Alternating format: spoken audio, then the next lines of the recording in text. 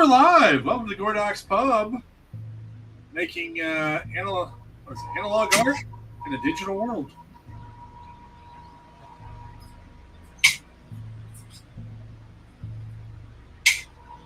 Rich is here, in case you're wondering.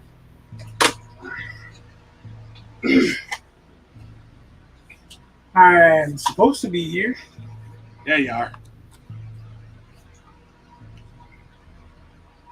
It's going to make it difficult to draw without my glasses. He swears he put them out here, but I have two different focal sizes. Yeah. One of them is they're both readers, but one's a stronger prescription. Yeah. And I need my lighter prescription, which doesn't appear to be here.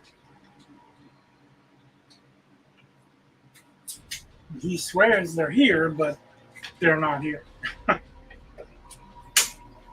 Unless they fell. The mystery of the glass. Yeah, it's kind of hard to do the work without having the ability to see the work. Oh, that's exactly what happened. Aha! Mystery solved. Yeah, they fell because he put them on the other side of the desk. My glasses and stuff are usually on this side of the desk because I've got a pile of brushes and pens and pencils and all the necessities. But I keep my eraser brush on this side. And I usually keep a ruler or triangle on that side as well. But he put one set of glasses on this side and one set of glasses on this side. So when I sat down and I reached, one set of glasses fell off. That was the one I was looking for, but I didn't know that. Hey Adam, we were just talking about you.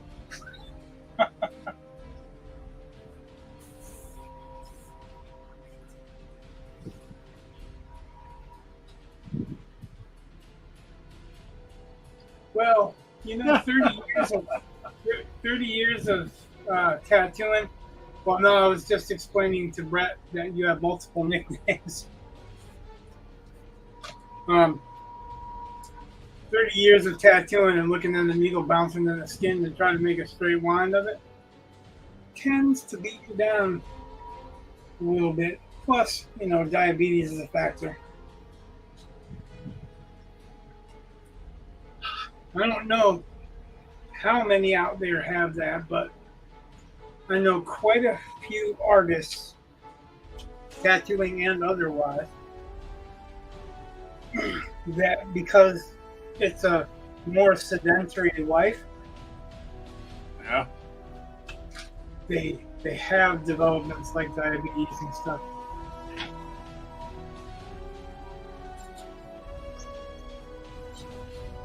I said I've stared at a computer monitor for 30 years. Right? Well, I've done that too.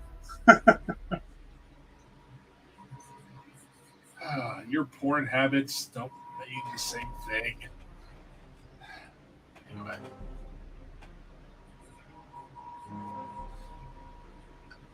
What's that?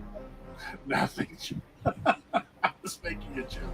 I just Anyway. can't hear you. Like I said, I've got two fans right now, two of them next to my ears. Normally I have two fans in the room, but one's way across the room. But now they're both like within reaching distance. Well, when Adam said I've stared at a computer monitor for 30 years, and you said Hey, that you Joe. had done the same thing, I said your porn habits aren't the same thing. That's all. Anyway, so then Adam said he had to drastically change his diet. Coincidentally, I've been married for 30 years as well. And Adam said my porn habits are the only reason I get up each day. Then Joe said, hey. Hi, Joe. And don't take that away from me, too. I don't care.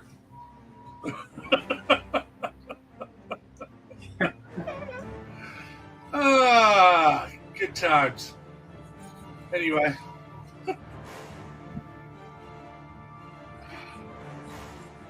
Uh, so I bought a book today. This And, one? yeah, just one. Slacker. And it's one of the first times in a long time I didn't even have to think. I was like, here, just take my money. Because it's Keanu Reeves and China Mayville. I'm like, what? Like, that's just, I guess, yes, take my money. Oh, I hope it's good. I'll feel bad if it's not. But it's called The Book. I'm not as big of a fan of one of them as you are. Which one are you not a big, China Mayville? Yeah, I'm not a big fan, China Mayville fan.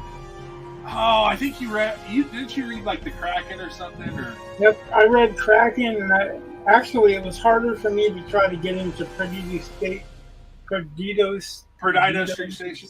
Yeah. Station than it was for me to read The Kraken. Wow. The Kraken almost felt like it was a more aquatic version of some Neil Gaiman stuff, whereas I just couldn't get grounded in the opening of the other one. But anyway, it's called The Book of Elsewhere. And Of course it is. yeah, it's all inside the mind of a kid, snow globe. But anyway, it's inspired by the world of the Berserker comic books, and That's what I would have figured. it's yeah, about an unkillable warrior that wants to die. So What? it it's a warrior who cannot be killed, and now he wants to die. Like So a werewolf? Creature? no, warrior. Oh, warrior. Oh, yeah, Berserker. I know what Berserker is. You know that they're making Netflix is paying for that to be filmed. Oh yeah, sweet. Yeah. I think Keanu Reeves is directing it, but he's talking about wanting to star in it too. Of course he is, though, because the main character is him. Yeah, it's his Adam. Basically, as an immortal warrior. Yeah, it's John Wick, So but basically, he's Cassius.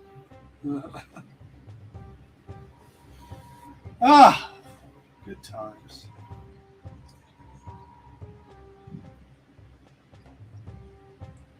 Right? Yeah, so I ordered this book on Amazon, and I really don't understand. Like, I could get, if I ordered it on Kindle, I got 90 points. Yeah, I don't understand the point system. By now, I should have something free. Yeah, and then one book at a time. Hardcover was 21 points, which is actually what I went with. And paperback is 26 points. I'm just like, I don't understand what. Okay, I guess I'm just an old man and doesn't really care enough, or I guess I don't shop enough on Amazon. But anyway, I'm excited.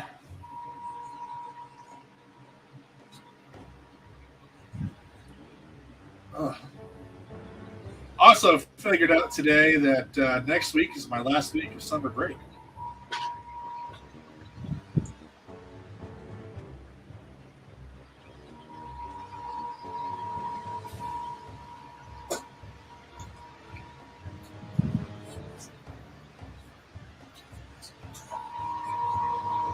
By the way, you and I both use Slack. Did you have to download anything to use that?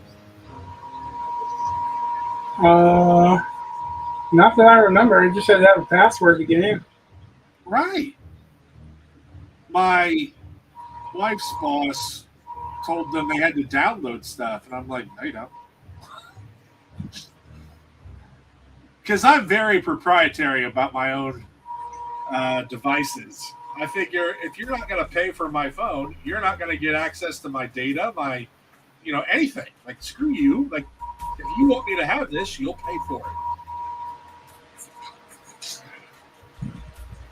But anyway, so that's just, she was grumping that she's going to have to download it on her phone. And I was like, no, you don't. So.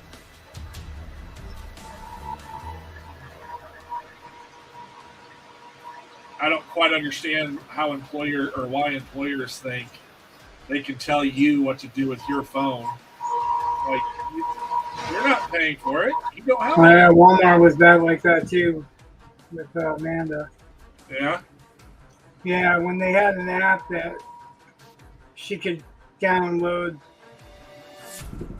to find price checks and find scheduling and all this other stuff. Like, the small print says basically that phone becomes theirs. Like, you're paying for it? You buy a new one? Exactly. For private use?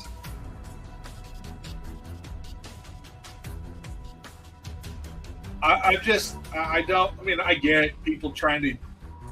The sad thing is, you have way too many employers who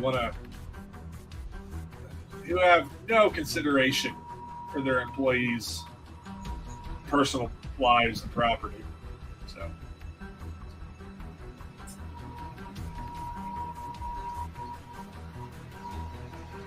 There was they're looking to get the most they can out of the least they can. Well, I get that. Which is most businesses and employers anyway. But they don't have a right to it, so.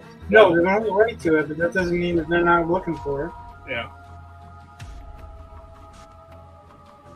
The school I worked at wanted us to download some program which would have allowed them to track you anywhere you were.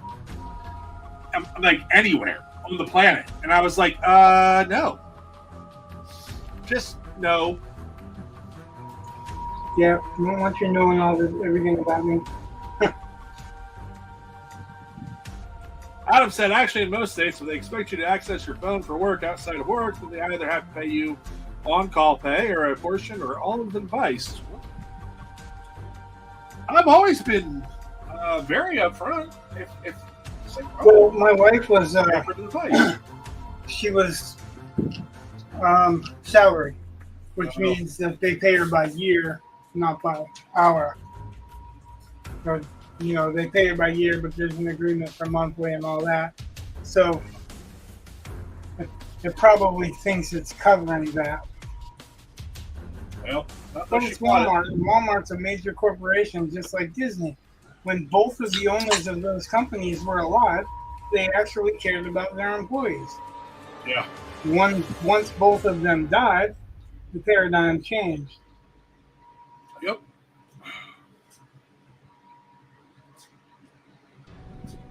I have been thinking about some of that all summer long.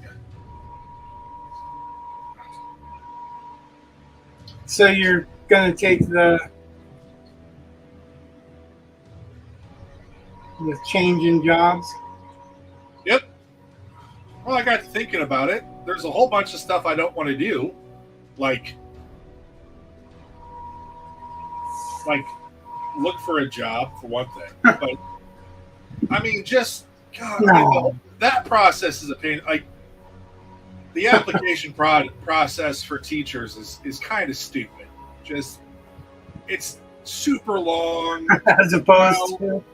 Well, I mean, they want to know your educational history, your background for 20 years. They want you to have all these different types of references, which is normal. But then you also, what is your educational philosophy? You got to write essays and all this crap. And I'm just like, all right, I can do all this. And, it's not like I can't. It's just annoying.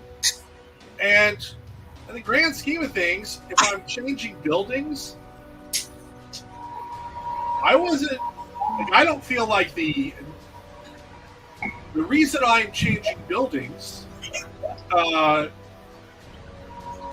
solves all the problems as far as I can tell. I still get my, I didn't take a cut in pay. None of that stuff. Now, if they try to do anything weird, then I'll say it's retaliation, but which is illegal. But whatever. I see no reason why it changed my relationship with the school, but that doesn't mean that I have to worry. Like, you don't have to have a bad year. I don't have to do anything. I'm still teaching. I still, I have a job. I have insurance. Whatever. And, Hey, I'm not knocking what you're doing. I was just asking because the last time I actually talked to you about it, you didn't know for sure what you were doing. That's because I was still angry. So you were angry and you were looking for a different type of work for a while. Well, yeah, that's part of the whole process of thinking about what your employer really wants, and not being all that thrilled with it. So, you think you're making cars, and what you realize is that no, you're not making cars. You're really just you're making things that are going to fall apart, and that's exactly what your boss wants. They want a crap product. They'll say they don't, but if you look at everything they do,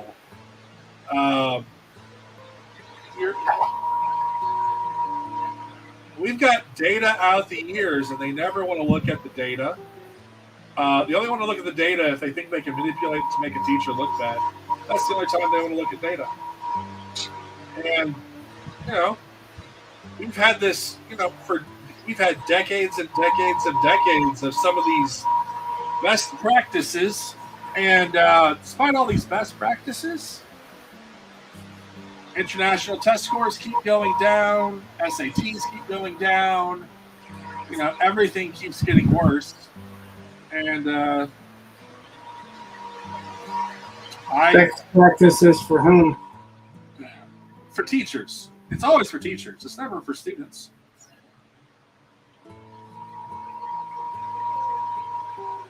And whatever. I don't want to talk about it because I'll get all grumpy and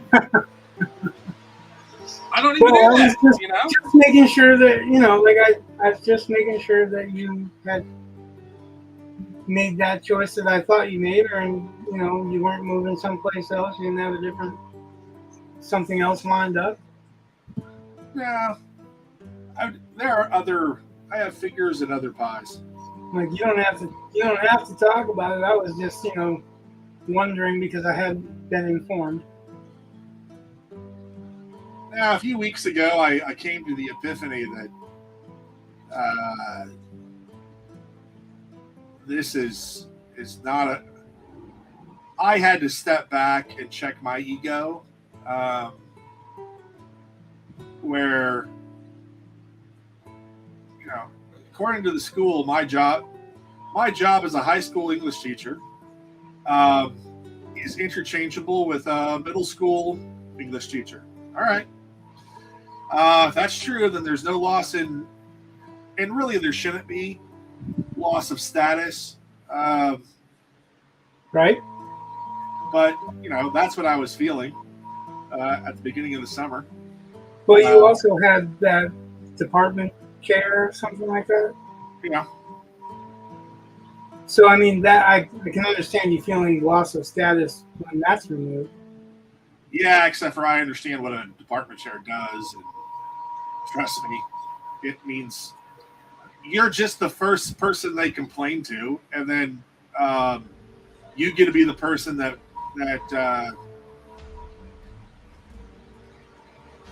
basically runs cover for administration, which sometimes you need to do, but it's like, and I knew this from beforehand, but there are a bunch of people, they come, oh, can you make sure I'm teaching this class next year? I have zero say as a department chair. What you teach? None. Zero. Well, can you suggest it? Like, sure. They never asked. They didn't care. They let a computer do all the arranging. And, whatever. So it's that kind of thing where it's just like, or when they're having trouble getting subs because for whatever reason, and they just told department chairs, you need to cover more classes. It's like, okay. So it's not, it really isn't any, I mean, it is the lowest rung in management you can be in a school. And I would not wish that upon anyone.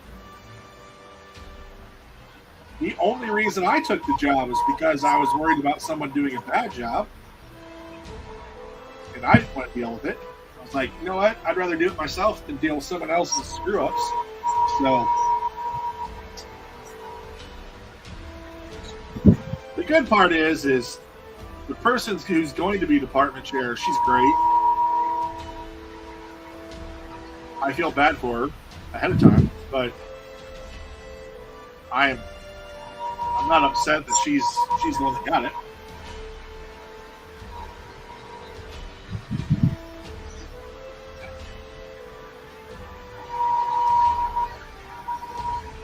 Thanks, Adam.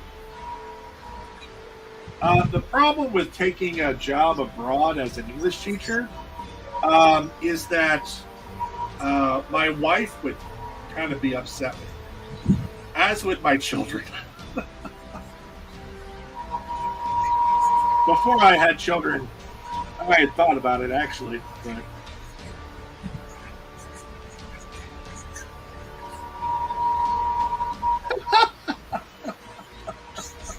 thanks, Adam.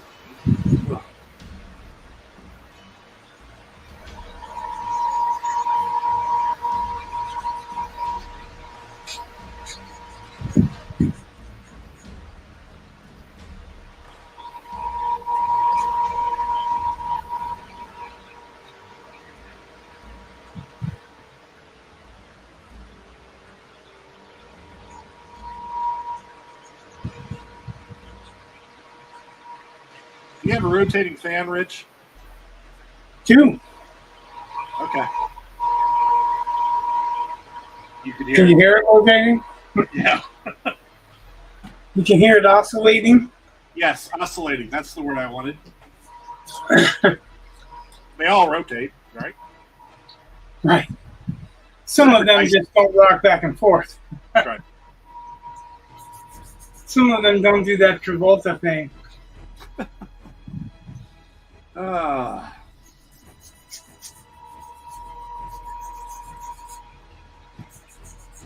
I think I'm getting to the end of this piece of sandpaper and I'm going to have to rip it off.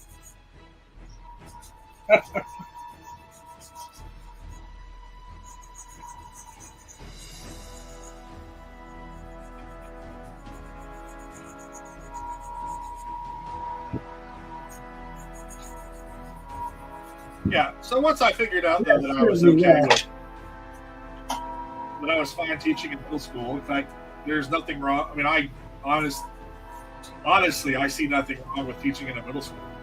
Because once I realized that, once I was looking at jobs to work at different middle schools, I was like, whoa, wait, if you're willing to take jobs that are middle schools, why are you wanting to leave? Like, once that hit, I was like, oh, hey, you know what? You're right. This is a solution that works fine. As long as they're cool, I'm cool. But it also is what made me want to start. Like, I listened to what you said about, our favorite writing competition and writing novels. And I was like, you know what? You're right. I should be focusing, which is why I've been getting a lot more done. Although this current chapter is kicking my butt.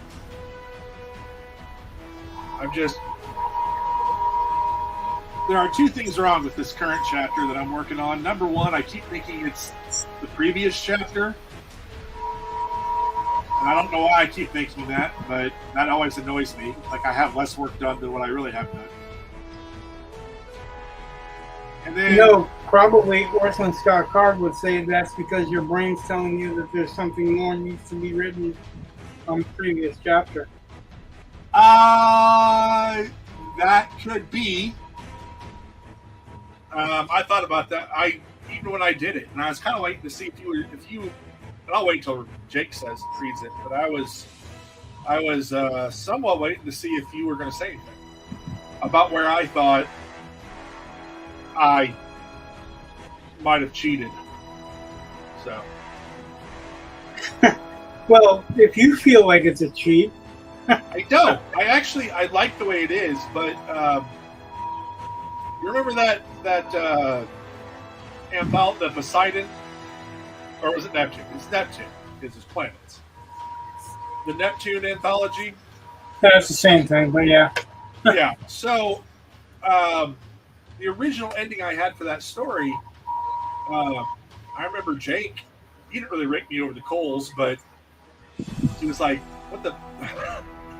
It's like you're cheating, and I wasn't cheating, but he's like, just stop trying to hint and just freaking say it, basically. That's the one that he was editor of, right? Yeah. And so I had to rework that endings. Yeah, the personal. Yeah. Yeah, the personal motive. So, whatever. So it's kind of the same thing. I skipped over some details, and I think it's okay because here's my in the novel, the stuff that I skipped isn't really all that important. In the short story, it was the ending, and I was trying to. I don't know I know what I was trying to do. I'm not even really sure what that story was. It's been a while. I know I probably read it because, we're in the same writers group. That was the one about there. It was a family of dowsers who Oh yeah, okay, with the balloon. Yeah.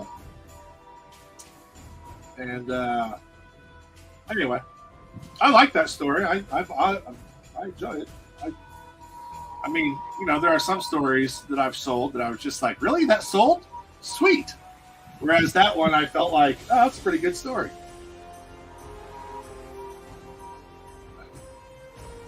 Which, after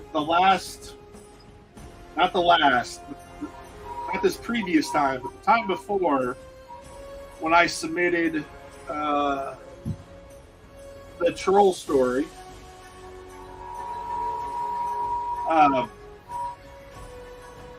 so right into the future, and I got a rejection. That one pissed me off because I'm like, it's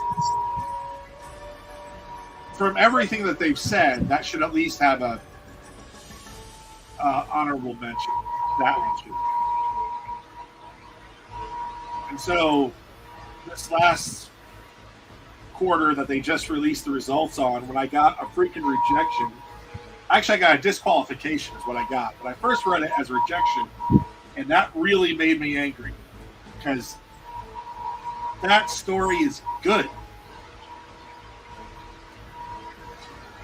So then I realized what I had done and realized it was disqualification. DC is looking for an assistant editor. I don't think they would hire someone like me. No, DC is looking for a certain box to check. They've made that clear. There's a writer who I've watched her YouTube channel, and she generally has good advice. I don't think her politics and my politics line up very well, but I still think that she has good advice. She's not. There was some of it, like there's one part I giggled for days just replaying just part of what she did, and and she was doing it for laughs. So I had no problems. But since I'm going to complain about her, I'm not going to say who it is. I'll give props to people, and later on, if people want to know what it is, I guess they can figure it out. But anyway, she was having this list of, I forget what it was, something about I don't know, something about writing, and one of the things that it might have been about writing excuses or something, but she talked about how it tends to be, and then she starts white males in their 40 or older who complain about they can't get published because the political climate, and she kind of made fun of that whole situation. And I'm like, I know if you're a writer, you've seen all the calls, the submission calls that specifically exclude us. Like, when you actively exclude a group, which is what they're doing, and you can get into the reasons why, but I'm sorry, I don't think it was. You're going to exclude people because something someone else did, supposedly, somehow, because I should pay for what other people got the benefit of. Oh, okay. That makes a lot of sense. And I get it. Like, I don't say that I can't get published because I'm a straight white male, but I will say that I have to work against all that. It is not a privilege. So there is no one handing out straight white males writing contracts because they're straight white males. No. If you think that's why they're getting it, you're an idiot. I don't care. There actually never was, really. Not really, no. They didn't make that decision based on what your sex or whatever was. There have been women published back in the 1800s, so It's true. It's a matter of, like, somebody broke it down. It's not that black people or gay people or whatever are getting less or less represented or whatever. It's that they are submitting less. They are trying less. They are not as well written because they are not practiced as much. And nowadays, you don't have to practice. So, I think you have to practice. Well, no, there's a lot of people that have been published based on their boss. Oh, I know. That if you read their stuff, it's atrocious. Well, I'm not going to name names because that would be wrong, but there are people that have definitely only been published because of their proclivities. Yep. But to say that gays haven't been published means that you've never read Oscar Wilde.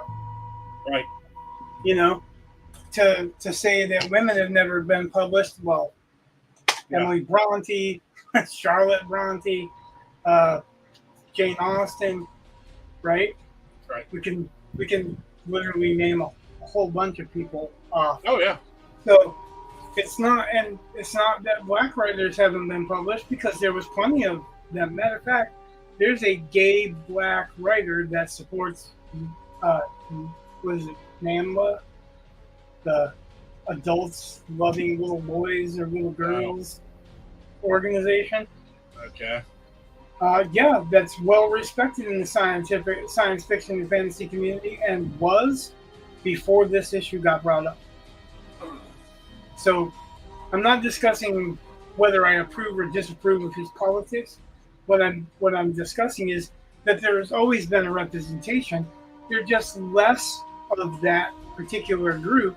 Like, as a whole, there are less black people writing and trying to publish than there are white people that are writing and trying to publish. The same thing with Asian, right?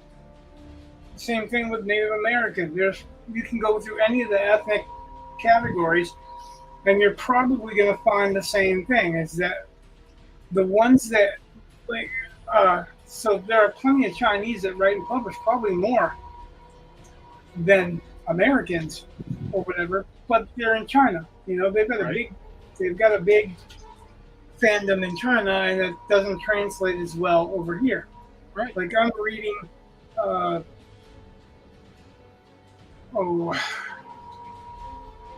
the Captain Alatrist books, right? Okay. And Captain Alatrist is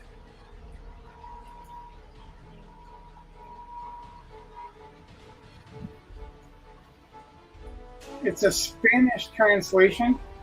Okay. So the book that I'm reading is translated from Spanish, not by the author, but by a translator. Fortunately, he has a decent translator. Well, no, I mean, because you know that could well destroy or make a book. Arturo Perez Reverte, and he's a Spaniard, so it's about a Spanish hero, like Spain Spanish. But you don't see a lot of that in American fiction. You know what I mean? But he's a bestseller, and he's a historical fiction author too. So historical is a subcategory. It's a subgenre of fiction, of straight out fiction, or a subgenre of adventure fiction, or a subgenre of military fiction. What I'm saying by this is that it's a niche, and sometimes a niche within a niche. Right. And he's an international best-selling author, but he's Hispanic, and he doesn't write in English, but he's a best-selling author also in English-speaking countries. So I don't buy the excuse of it's because somebody's underrepresented. It's the excuse of that they just didn't put in the time and effort to learn their trade well, or to figure out what does sell well. Well, and there's a lot of people that expect that you're just going to do that. Like if you're Black or Hispanic or whatever, you say that you're going to sell your stuff just because of it. We've seen political leaning authors who ostensibly teach other authors win because they basically checked a bunch of political boxes off in their story. So I disagree with the fact that it's not that there's no bias there, you know. It's much more difficult for a white guy, a straight white guy. I agree. I'll go there. You're gonna have a much more difficult time selling a story if you're a straight white guy than if you're a gay white guy or a white transsexual. Because if you make those claims, though, it's not about the writing anymore. But that's more about traditional publishing, though, right? I mean, what's that? Technically, that's more about traditional publishing, like sell it to a traditional publisher. Whereas you want to publish on your own, you know, go forth. What's stopping you? So this is true. Really, so that barrier is not traditional. Right.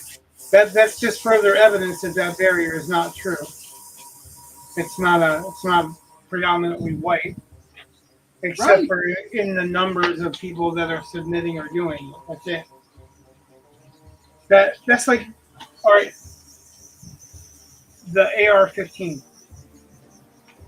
They say more AR-15s are found at murder scenes and mass murder scenes and blah, blah, blah. Are they taking into account that the AR-15 is the biggest selling rifle for sports? They're not. They're just taking into account what they find where.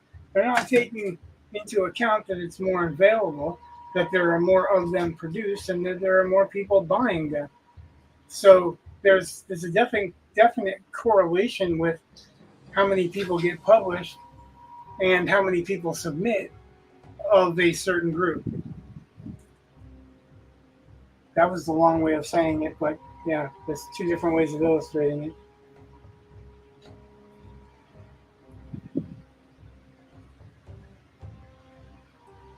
Who told you that you could get published easier because you're white?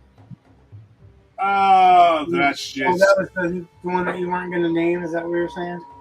Well, I don't know. She didn't necessarily say that.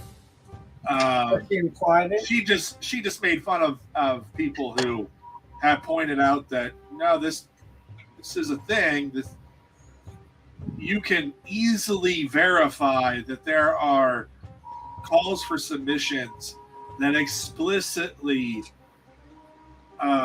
basically ban straight white men. Yes. And you will not find that for any other group. Like, you might be able to say this is only for people of color, therefore white women would be excluded. But that's what they won't. That's not what they're saying. Yeah, Adam. Adam says if you publish yourself, you also don't get to be recognized for the highest awards. Well, maybe Pulitzer, but a lot of that stuff is changing. Also, let's face it, a lot of that stuff is so amazingly political. It's right, kind of ridiculous. And what did Pulitzer do? What did he do? Was he the one that invented dynamite? Yeah. It's like, yeah. More people have been killed with his invention. or is that Nobel? I think it was Nobel.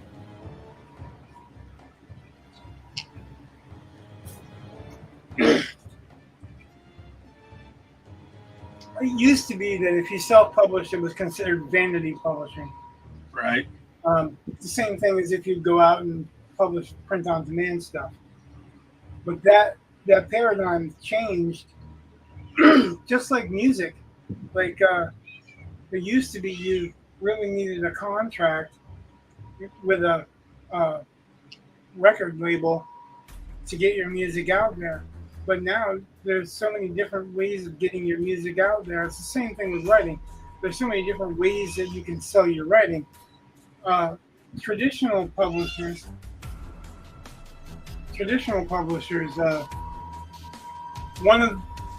it's not even the publishers so much, but they used to employ editors of several different levels, like copy editors, acquisitions editors, content editors.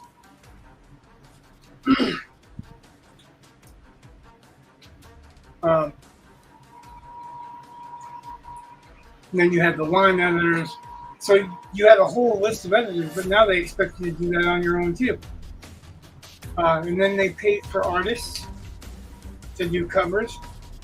And then we found out that they started dimming down the colors on certain authors when they were coming out at the same time as authors that they wouldn't wanted to push.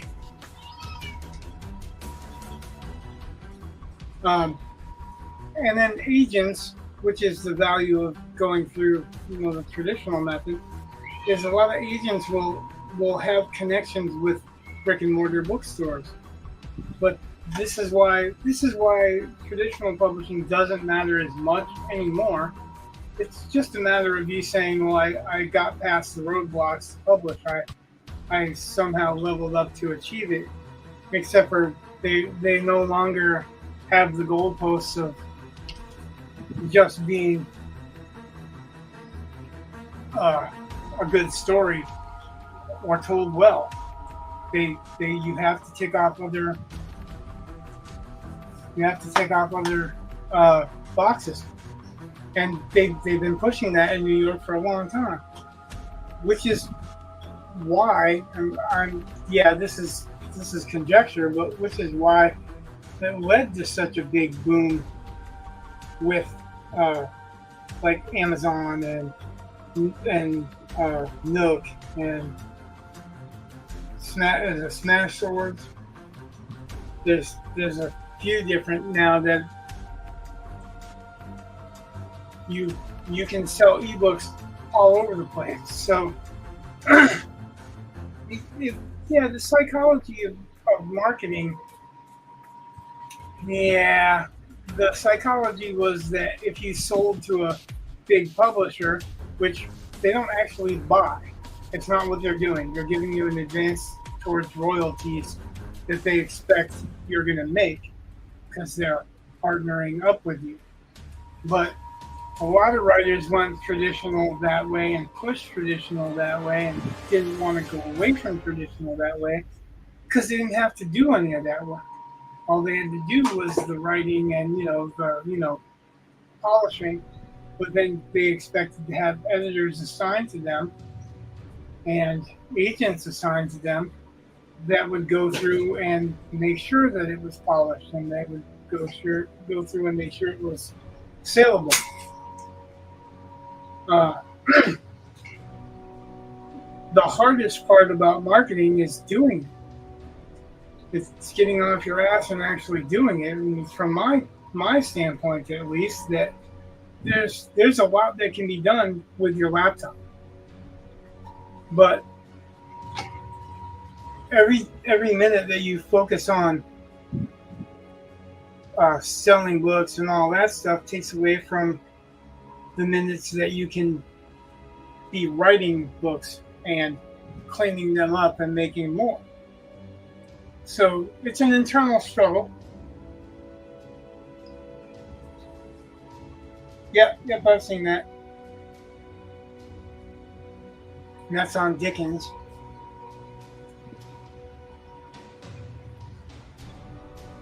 It's an internal struggle that people have to get over. They have to push themselves to the point of actually wanting to do the work to get those rewards. But that's the same, it's the other end of the coin of saying, if I get into a relationship with a traditional publisher, if I sell hardbacks, which they're not going to give you hardbacks from the get-go, you're going to sell paperbacks first and then work your way up to hardbacks. But if I was selling hardbacks, the actual author earns 15%. All of the rest of it goes to the publishers that break it down into 50% for distribution and paying the artist, paying the editors, copy editors, and all that stuff. And in reality, they make 50%. So they make 50%, you make 15%, and all the rest basically go.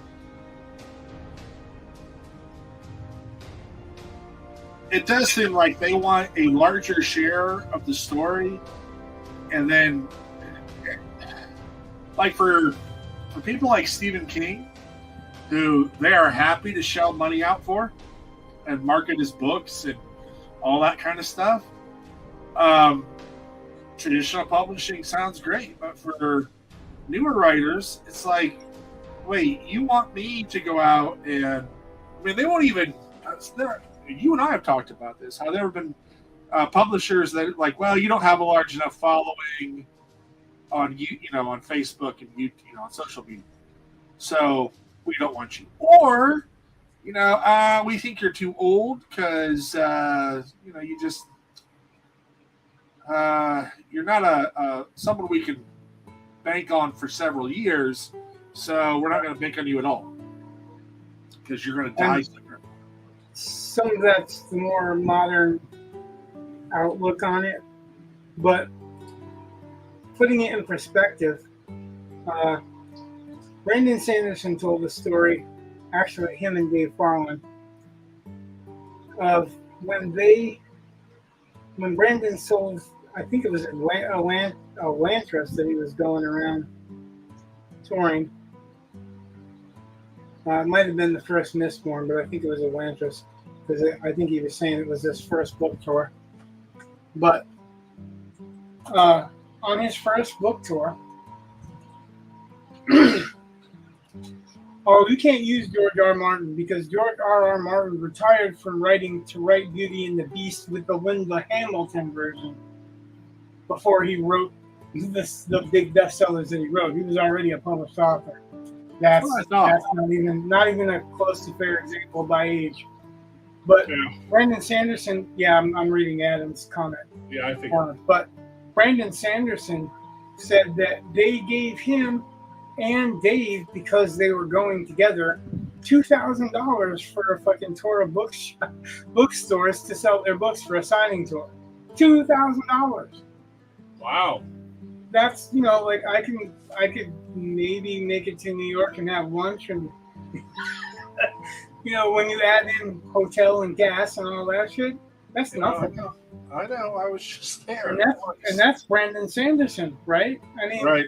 We're talking about, and Dave Farland was bestseller by then. He had already sold Rune Lords and he was a bestseller. Yeah, I think it is, but I think it's, if you're going to end up having to do all the work yourself, I don't understand. Really, I'm going to put my conspiratorial hat on because Rich loves that word. As long as you brought it up. But my tinfoil hat tells me that a lot of these publishing companies are really just fronts for money laundering. So, there's... Well, I don't know if I go into that so much, but I guarantee that they are political funding and they are propaganda because they are putting out specific types of things that fit with the programming. When you want to bribe someone, you say, "Tell you what, we'll give you $3 million for your book that we'll write for you." I mean, it's okay. Too many book deals to politicians that nobody cares about or wants to read. Did you ever watch Castle? No. The TV show with Nathan Fillion? Nope. Well, the irony is he's a fictional writer. Yeah. You can find Richard Castle's books in bookstores based on the books that he supposedly wrote in the show. They are all pseudonymous authors. Yeah. So they're selling Richard Castle's name. I dig it. I approve of that marketing. If you're gonna... It's marketing, but you know damn well that it's inconsistent as far as fucking voice and... Right. It's not one particular writer, therefore it's not particularly... I get it. But, the same thing with... they're... when Dragonlance novels were coming out all the time and Forgotten Realms novels, they probably still are. I should stop reading them. But, some of them were really good and some of them weren't. Right? But you know, they had authors. You don't see Margaret Weis and Tracy Hickman and Bob Salvatore's name on every one of them, only the ones that they wrote. Right. Yeah, Patterson partnering with 20 other authors that he adds Patterson to his style. does more than partner with 20 other authors. I actually took his course. And what he does is every time that there's a group of students that take his course, he's got this kind of test. First of all, you go through all this stuff to learn his method of writing, doing ride-alongs with cops and these types of questions, but then the cream of the crop of his classes, he offers them a contract to write from his outline. 90% of the stuff that you see his name on, it's only an outline that he wrote.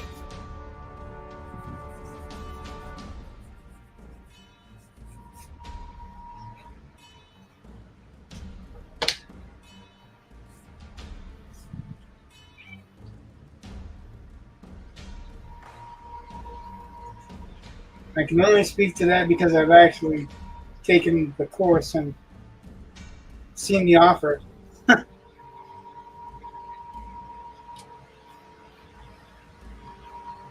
Yeah. Adam said, yeah, it's like a McDonald's franchise. Yeah, exactly. But unless you're a reader, he doesn't make any claims like that. And he doesn't make the claim to the reader. He just puts his name first on everything. It's the biggest on everything. Right. Those books that he writes with those other people always have the other people listed in the title. Yeah, but And there's an advantage to doing that, by the way. Do you know what it is? It introduces new writers to a much larger audience. No, it makes you a bestseller. How is that not introducing you to a larger audience? It's not just introducing you to a larger audience, it's making you a bestseller. You can claim to be a New York Times bestseller because a book that you've written is a bestseller, but you know it's sold because of Patterson's name.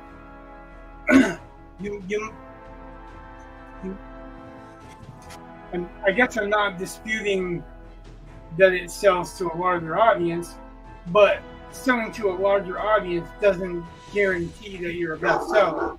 That's kind of what I'm saying. And by doing that,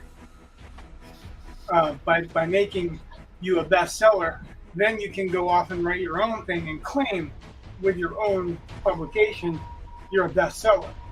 Yep. You may not. That audience that reads him or reads you because you share a byline with him may not transfer. To you writing by yourself. See what I mean? Right. So it introduces you to a large audience. So that's not the dispute, but it's not the main great thing about it, because once you can claim being a New York Times bestseller, then that's a tag they can't take away from you after that. Like we're saying that people are claiming being bestsellers on Amazon when that changes by the hour, or sometimes every 20 minutes. Yep. And they're claiming they're bestsellers, but they're bestsellers in categories that they're not writing in. So it's a little bit different if you're right with James Patterson, unless you go from James Patterson to sci-fi or something like that, then you pretty much are going to be writing in that vein, whether it's thriller or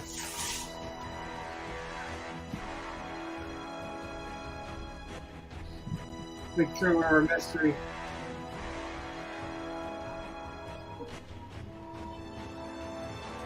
Yeah, like that. I say no, but I wasn't really meaning no. It was like that's not what I was trying to say, which is not the same thing as no. So let me rephrase that.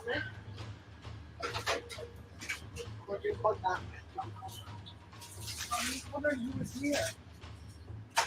Yes, sir.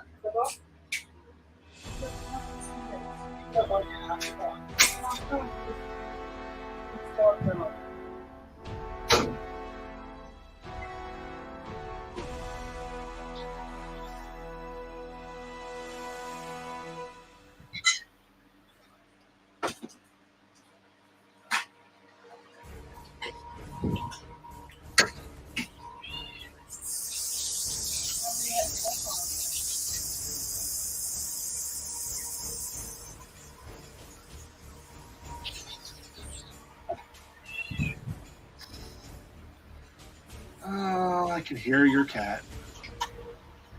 Yep, cats and dogs. I can't hear the dog. You didn't hear him barking a minute ago? Nope. He was much louder than the cat. Huh.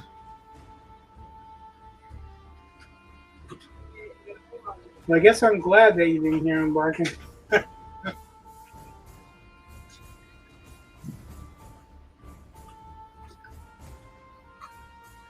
because he was much larger than that.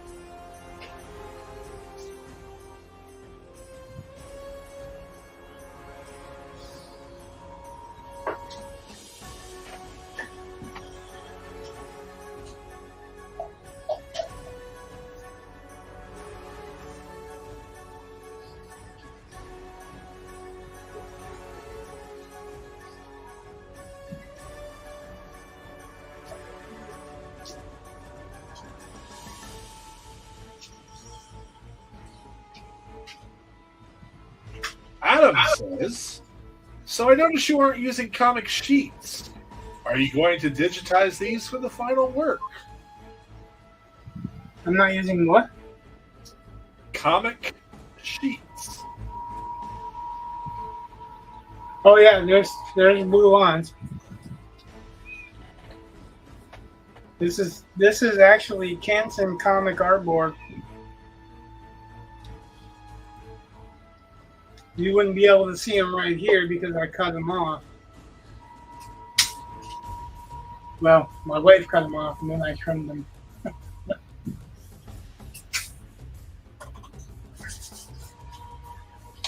So yeah, I mean, it is. You probably just can't see it on the camera.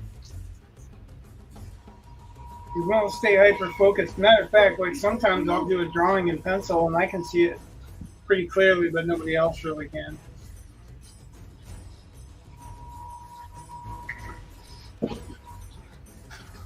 That was actually the case when I did. That's what happens after Rich eats the mushrooms This one. collected. That was the I one. don't need any fun mushrooms. When I did this, nobody could see the really light pencil around all this stuff. And that was the album cover, right? yeah. Well, it was supposed to be one, but Right. now it's going to be a piece of art given away on the channel.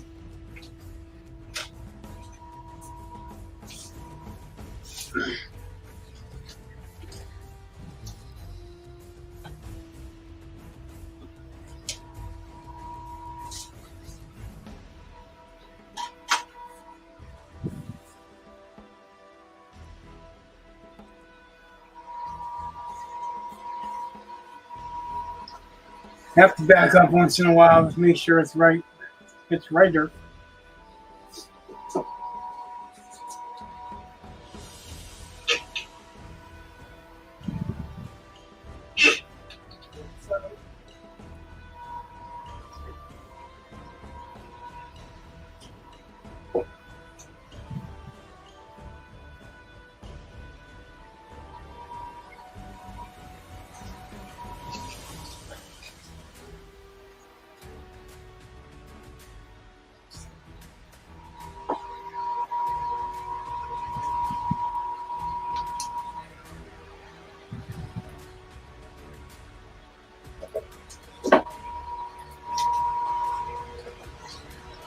Jake is responding to you on Slack. What? Jake is responding to you on Slack. Oh, is he? Yeah. I wasn't on Slack. You asked a question on Slack. I know. That was a couple days ago, and then I saw something earlier, and then.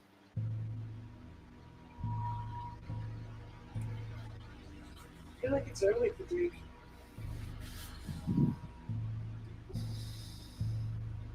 Huh? I feel like it's early for Jake.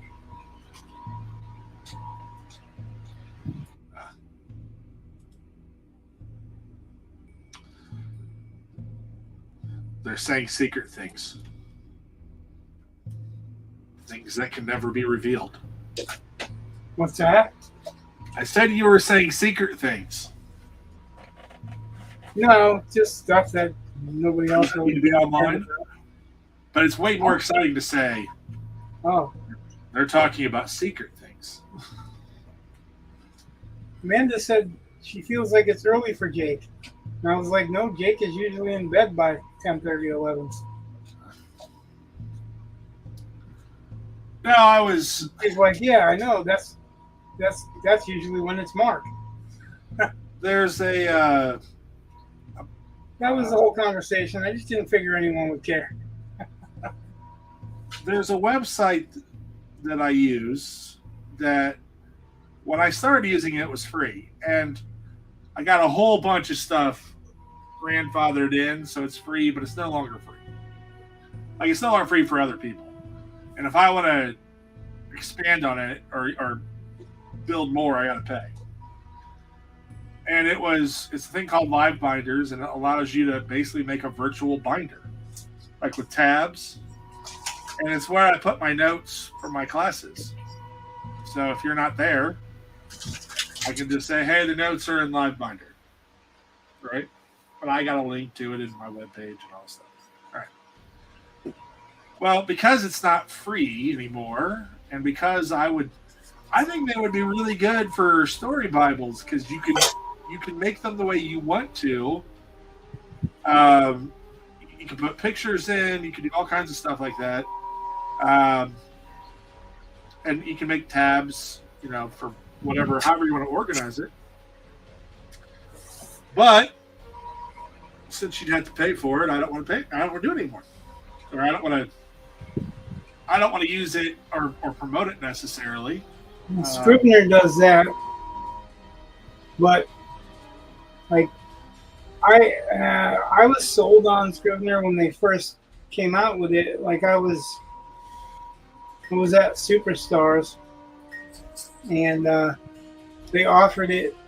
It was the beta version, and they were offering it at Superstars for people to practice and try out and kind of work the bugs out and stuff. Well, Obsidian, and I really ended up after a while. It was like you have to import it, and then to print it out, you have to export it. You have to go through all this extra crap. And I'm like, I have no problem with Microsoft Word. Right? It did offer the whole, like, you had a virtual corkboard where you could basically do virtual cue cards with chapter ideas, or you could break it down and you could have several different files open. But then at the end of the day, if you wanted to print it out, you had to compile that and then export it. Yeah. And for me, like, so you're talking about a story Bible. My story Bible is I have cue cards, and I actually just got a booklet of cue cards where it's a spiral book. Yeah. Anything that I want to write, that spiral book is for that particular thing that I'm writing. Like I don't want to write so much about a place where I can't remember anything. I have to have a huge document to look through to find what I'm looking for. Well, part of the stuff I've been working on, the novel, like I knew I was gonna have so the gods. I knew I was gonna have a pantheon of gods, so whatever. But at the beginning of the novel, I needed one. Like, all right, so I named that one. Well, then, I need some more, and then I got to figure out, and then I got to remember, who's generally worshiping who, and it gets complicated. And so I have a document right now. It's just called Story Bible, and I go through and I'm constantly going back to it, and I just kind of wish, because even then I got to scroll, and I wish I had tabs. Really, what I wish I had the tabs for more than anything is for actually teaching, not writing. Like I can make do without bells and whistles, but sometimes it'd be nice. And that Obsidian program, which is free for personal use, might be useful. Like it might be something that it looks kind of like Scrivener. And when you're running a larger work, sometimes who is the character I named in chapter, whatever. So, or like the names of towns. That's the other thing. I really need to get a map. I need to get a map so bad. I have no idea where anything is. Now I can't remember it, but there's a place that actually you can go online to make a map. Yeah, I think I saw a couple places. Like I was looking it up today, but the problem with that is I start feeling like, all right, am I doing research to figure out a solution to a problem that will move my work forward, or am I procrastinating instead of writing? So it's that guilt of not getting more words on the page. Like I don't think I did any. I don't recall. That reminds me, I finished Godlike. Yeah. John Malin's Godlike. Yeah. Yeah. It is, I would say, 4 pages of progressive story. And the rest of it is info dump world building or Butler and Maid world building. Or Butler and Maid character building. But yeah, most of it's just telling us how cool this world is and all the divisions of the world and all that.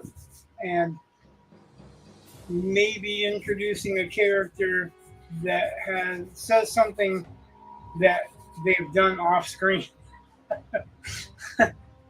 Oh. But I don't want to talk bad because for the most part, the art is interesting enough to look at, but it's very much like a story Bible illustrated. So that's what kind of reminded me. Well, now I know that those guys can look up whether or not they've been mentioned online. So I'm hoping this doesn't have repercussions. But honestly, like the premise is interesting. Some of it's a little cliche, but mostly it's just that there's not a lot of forward progression of story. It's like it starts and it tells you the history of how these 3 or 4 moons or 5 moons or whatever became pretty much planets inhabited by people from other planets, beings from other planets. And you don't get your main character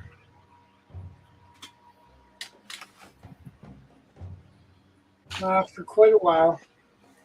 But when you actually do get that main character, the first appearance of him is basically, you remember the Dark Crystal, he's basically dream fasting. Okay. With a woman who have shared experiences and shared memories but they're just basically talking about those shared memories that would explain to a reader what was happening with them and what their motivations were. When it would be much more interesting to actually just watch them and see them interact, and then have that stuff revealed as it would be naturally revealed, right? Right. So, like, I really don't know what to say for it because I really do feel like I basically read a big info dump and a big Butler made, as you know, Bob. Hey, man. Sequence. The only action really, the only action that's on stage is memory, right? Like Yeah. they're remembering these battles and these events and whatever. But what's happening in the current times, even when there's something major happening in the current times, they're showing like the setting instead of what's happening until the good guy achieves what the whole point of, I guess, this comic was, and in so doing gets a whole bunch more info dump. Oh, yeah. And as you know, Bob info dump because he's asking an all-powerful being, or ostensibly all-powerful being,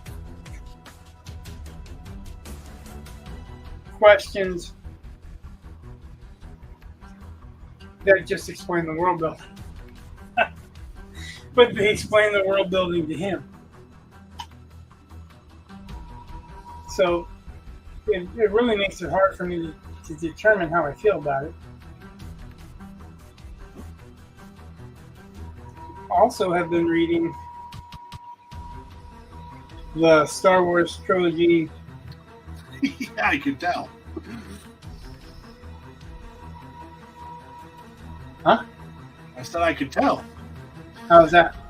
Because you've been telling me stuff about it. Oh, yeah. Well, I thought you were talking about on here. Oh, no. There's nothing on here that has anything to do with it, but Yeah, I told you some of what's in the second draft because I thought you would be amused. I knew about the, because Star Wars went through a lot of changes. George Lucas needed help. Things needed to be revised a lot. A lot of drafts. Chewbacca was originally a pilot. It had nothing to do with Han Solo. Oh, yeah, there's all kinds of stuff. And there are design features that are on the stormtroopers that were from earlier drafts that don't actually they don't actually do what they are there for. And I mean, it's just, like everyone was going to have lightsabers. It wasn't just going to be the Jedi. This covers a lot of that. Yeah. Actually, Princess Leia wasn't in the original draft. And in the second draft early on, Luke was Princess Leia. Yeah. It was just Luke as a girl. Yeah. Going to rescue his brother, Dak Starkiller. Or, no, Deke Starkiller. Yeah. Not the best things. No, but so this is the reason that I wanted to see that, wanted to read it, is because I wanted to learn what George Lucas was really good at was looking at these panels and deciding which ones are unnecessary. So like they would draw like walls of this stuff. He said one of the guys was like in one day he had to redraw panels and ended up drawing 49 panels. God. And they're like, nobody's ever heard of anything that much. Like 49 panels is incredible.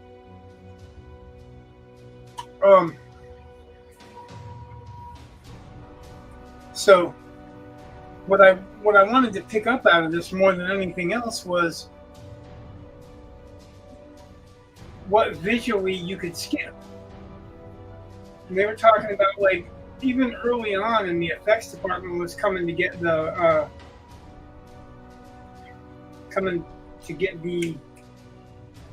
why did I always forget this word? I don't know, but Adam wants to know if it was 49 panels in a single day. Yeah, in one day. Storyboards.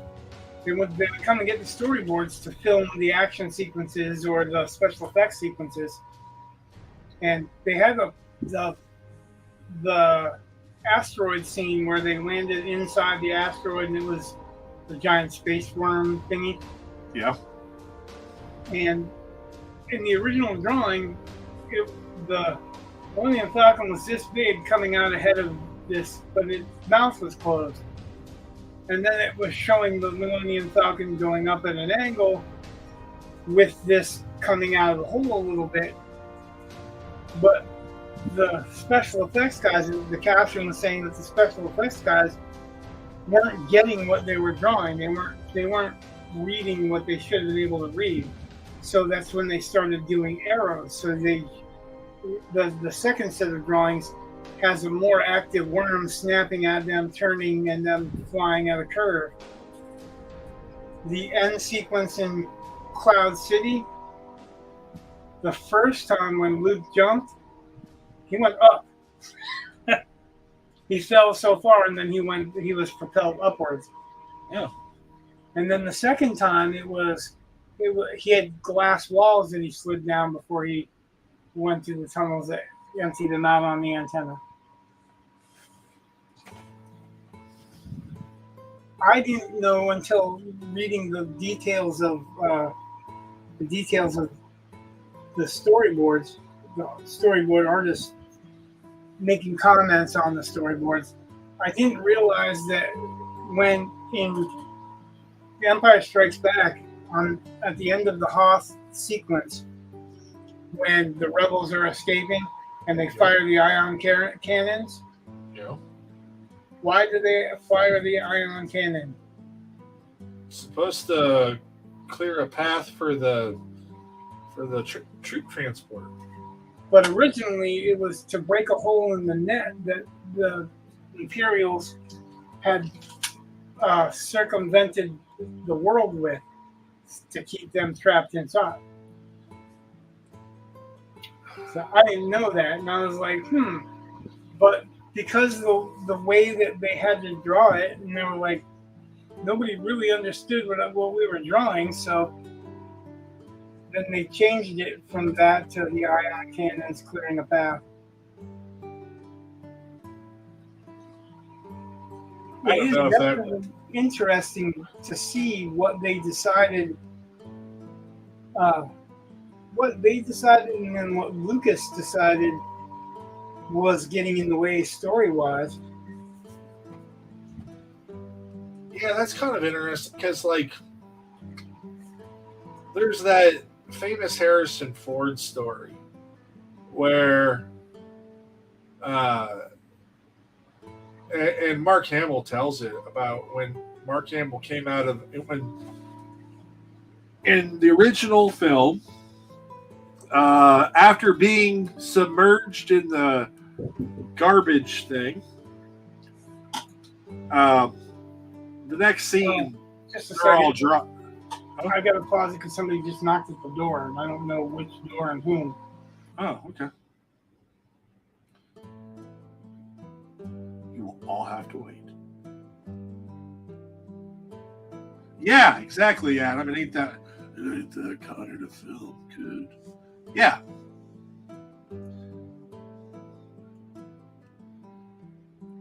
But the funny thing about that, Adam, is that, we talk about it's not that time to film, kid. Okay, but I think modern audiences, like, you kind of have to assume, yeah, people will, at least on the writing part, people are going to expect that, and maybe that's one of those differences between film and text, because film really is not the same thing as text. Too fast, like people think they're the same thing because I'll just watch the movie. No, there's a reason why they change things. But when Harrison Ford is talking about, it's not that kind of film, then I would think it may not be that kind of film, but it has to be that kind of writing. Anyway, Rich, I was talking about Mark Hamill has the story, but he was concerned about continuity because they come out of the garbage disposal and they're all dry when they should be all wet. And Harrison Ford supposedly told him it's not that kind of movie, kid. And if they're worried about that, then their movie's in more trouble than they can fix, really. And I'm not saying Harrison Ford was wrong about the film in any way, shape, or form. But I am saying I think the writing has to be better than what Harrison Ford expects for the film. So if you were writing a brand new Star Wars type thing, you would have to account for continuity like that. Well, especially when you've got canon. Yeah. Then they didn't really have much canon.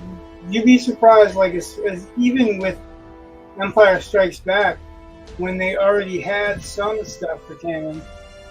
Oh yeah, they were still changing. What they changed, yeah, it was surprising to me to see all the stuff they changed, and they don't show it all either. I mean, they're saying this is pretty much a cross section to give you an idea how they did it, how they worked. And it's interesting because some of the stories are because the directors that they worked with and the scripts that they worked with, a lot of times the scripts were literally changing faster than they were drawing the stuff. But they had when they first started drawing the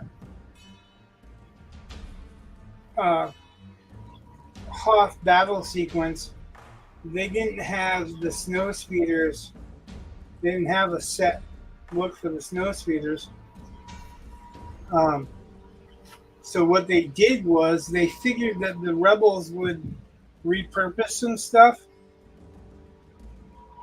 And instead of designing a new type of speeder, which ended up getting designed anyway, they, the attraction to Star Wars is seeing those new spaceship designs and all that. But what they originally were and what they were originally drawing was the Y-wing fighters, and they would just take the back ends of them off. So it was just the front end of the Y-wing fighters. That's how you got okay. They obviously changed them since then. But another interesting thing is that the guys that started drawing the storyboards. Now I'm not talking about Ralph McQuarrie, because Ralph McQuarrie was drawing them in England. He wasn't with these guys. These guys were somewhere in California. I don't remember. But I said it, you'd be like, oh yeah, but I just don't want to say where it was because I don't want to be wrong about it. But these guys that were drawing storyboards had no storyboard experience at the beginning. They were designers, so they came in with kind of art design experience.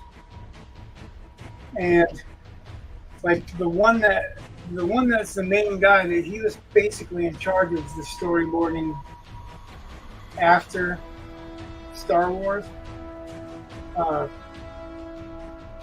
He was saying that a lot of these guys came in not knowing what they were doing, and they were good because they were uh, designers. So when he first came in, he sat in a meeting with George Lucas and some other guys, and he was drawing his favorite car, which was like a Datsun Nissan 280Z back when 280ZX. I'm just saying, I own a Datsun 280ZX. They're amazing. Well, it was when it was Datsun Nissan. Okay, that would be like probably a 240. Well, no, I mean the first 280 was when they shared the company name, and then they divided after. But like, not to get into semantics, but that's fine.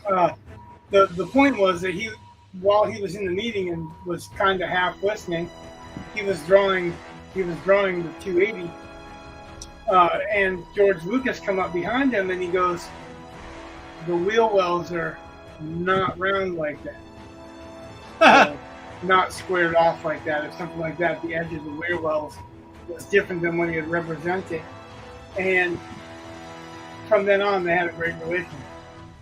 So he felt more confidence in what he was doing. But what that tells me as an artist is that he enjoyed designing vehicles. He enjoyed designing buildings and sets and canon and all that stuff way more than he liked designing people or trying to design the outfits or whatever. Even though a lot of them, there was like 4 or 5 guys that did. Ralph McQuarrie, he did the original Darth Vader designs and all that. They kind of look goofy now, but when he was doing them, there was nobody else really doing them.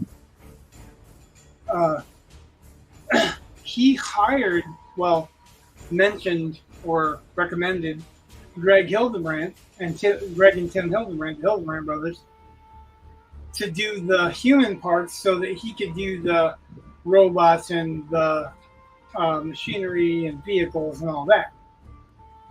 So, I mean, it's just really interesting. I've made it to 2 of the 3 movies so far because it's this big ass book you see, and I'm trying to get it away from. I've got a huge pile of stuff sitting around my table while I write, and it's basically taking up half a couch. So, trying to read that pile down. So I got rid of that comic book and 2/3 of that book, and 1/3 of another.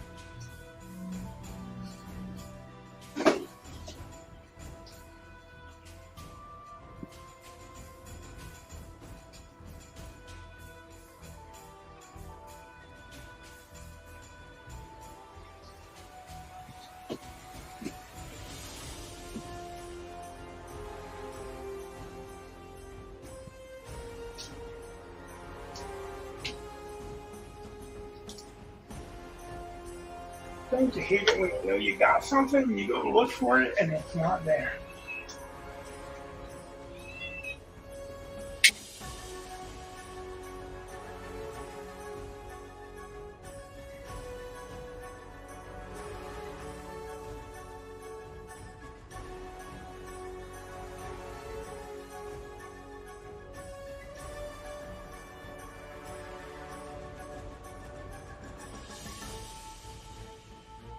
I'm looking at this book cover, and it's got basically a silhouette of a person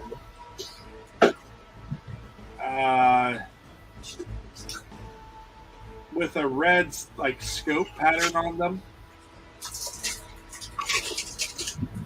but the markings on the scope are slightly turned, which I don't understand why they would be. And then talking about like a reticle? Yeah. And then it I don't like where I need to stop. I just need to change my screen. Sorry. I shouldn't have been looking at it. I was looking at a book, and this book cover is it's just wrong to me.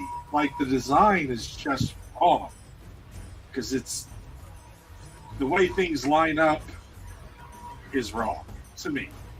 I would not choose that book cover. Anyway, I was watching a video the other day, and it might have been yesterday. I think it was yesterday. And I didn't finish it, which is kind of bad, but my son was coming down. People wanted to hear it. So I just, whatever. But, what? Don't worry about it. So this video that I was watching yesterday was about, Are we talking about porn again? No. We're talking about, Your son was coming down and... yeah. So this video articulated something that I haven't been able to articulate, but I've been thinking for a while. And I was like, oh. And I think it's... Remember when Dave Wolverton, I asked him that question, or you forwarded my question or something, but he responded about how the Force works with his theories on, hard magic, or basically, I think he was more of a proponent of hard magic systems, and the Force is, the more they tried to make it a hard magic system, the worse it got. But this video talked about how Star Wars and Lord of the Rings are both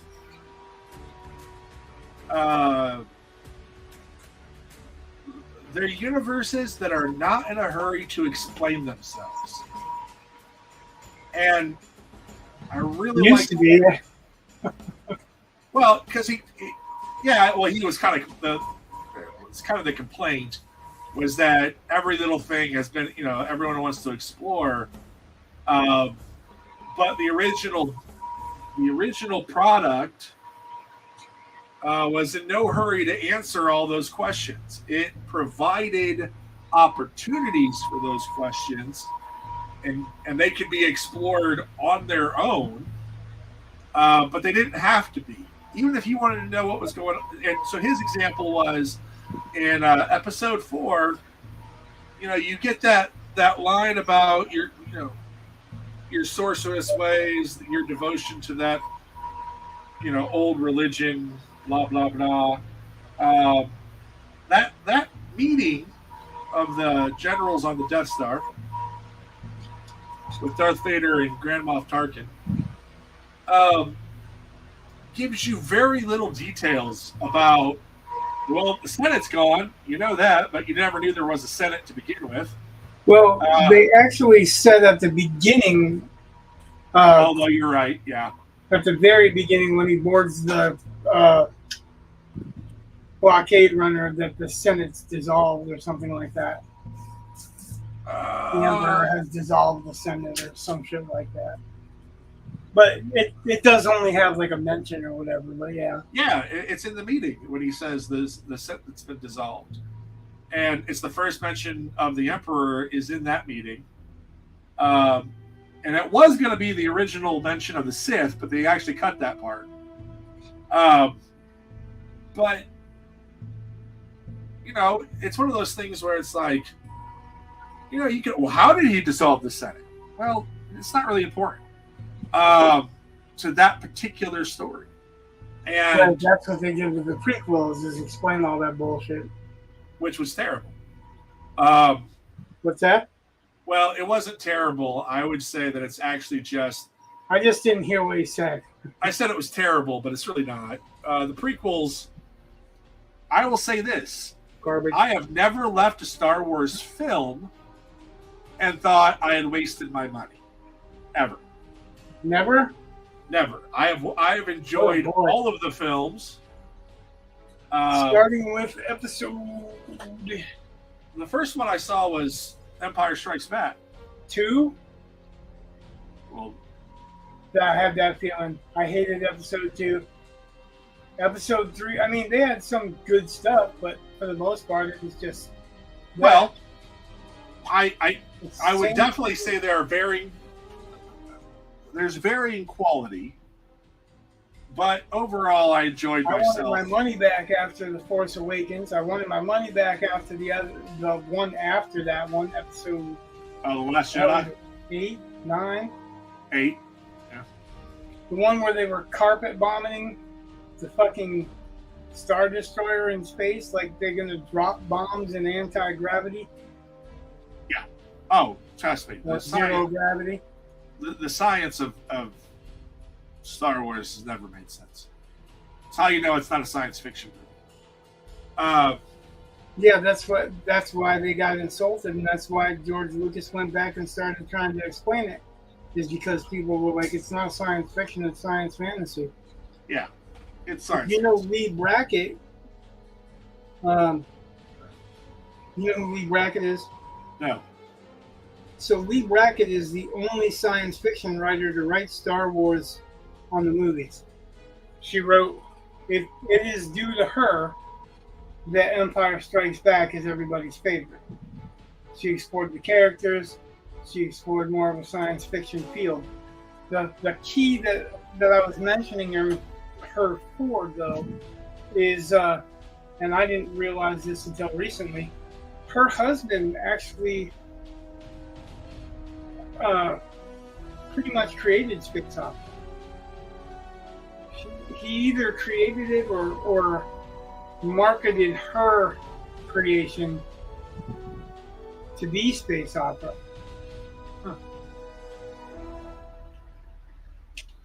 Adam says he liked Force Awakens and Solo, and the 8 and 9, nope. And he is of the opinion there is almost nothing salvageable of episode 1, 2, and 3. So, explain to me what the difference is between 3/4 of the movie Solo and the train robbery episode of Firefly. The train episode. Train robbery. Episode. It's the same thing. It's the same thing. That's why I ask it, because it's basically the same plot. Okay. And yes, I'm being facetious.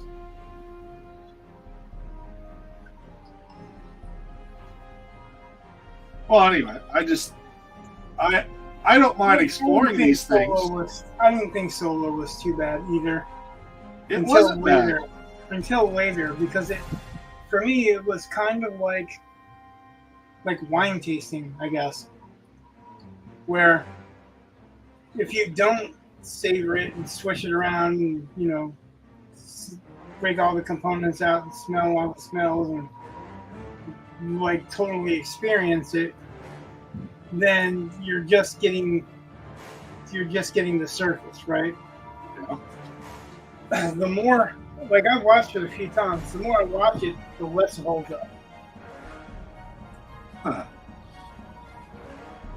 I think there were some problems with some of the pacing, and there are some other issues but I've never said that I can find problems with any of the films. They all have them. Oh no, I didn't leave that theater, disappointed in that. The main ones were the sequels. Well, I was disappointed with every one of them, and I still spent my fucking money watching it. I was hoping after The Force Awakens that the second one would be better, and then it was absolutely fucking stupid. And then the third one, the third one, disappointment after disappointment after disappointment. The third one should have been what all three of them were about. If they were going to do that, if you're going to bring back Palpatine, then that should have been something from the get-go. And the problem is they had no clue what they were doing at the get-go. It's that mystery box writing of J.J. Abrams where he doesn't have a freaking clue what's in it's a mystery to him too. He just makes it look interesting. But whatever. So, there are problems. But ultimately, that article about a universe that's not in a hurry to explain itself. I thought that was a good way of saying that some of those details you did not need to know. We did not need to know how Palpatine came to power. So to enjoy Episode 4. I mean, we know it now. Doesn't take away from Episode 4 necessarily, but it wasn't necessary. You know, like there's a lot of stuff. What you're saying, in essence, or what the article was saying, in essence, is the difference between what they call high and low fantasy. High fantasy, it's all magic system. You have to explain the magic system. There are hard rules to the magic, blah, blah, blah. And what they call low fantasy would be more like Conan the Barbarian, where he might just be fighting a demigod, or he just might be fighting a giant snake. Or he might go and get a wizard that understands the magic because he doesn't have to understand the magic. So I think you're right, but I think that is more of a relatable level to me, because I like low fantasy. I like where you don't have to explain how they're casting spells, and I don't want to know all those details necessarily. I know world builders love that shit, but I want to see an exciting story that takes me away from my bullshit, right? Yep. And that's what Star Wars was to me at first, really, too. Like, there was no midichlorians, there were no science for all that shit. That was, like you said, it was Console called it a hokey religion. Somebody else called it mystic nonsense. Yeah. But essentially, it was limited to the people who actually believed in it to use it, right? Right. And I thought that was really cool. That was all the explanation that I needed to know. You have to believe in it, and you have to practice believing it for it to work better for you. So, yeah, the more rules you get, the more they tried to get to science. Like, the first argument about Star Wars not being science was the ship that made the Kessel Run, right? Oh, yeah, the parsecs. Right, because parsec is not time, it's distance. Right. And then the science fiction nerds argued, or the science nerds argued, well, he could have found a shortcut. Yeah. So that's what parsecs is now, is it's a scientific shortcut. He found a shortcut to the hyperspeed race or whatever. He found a way to cheat the Navicomputer.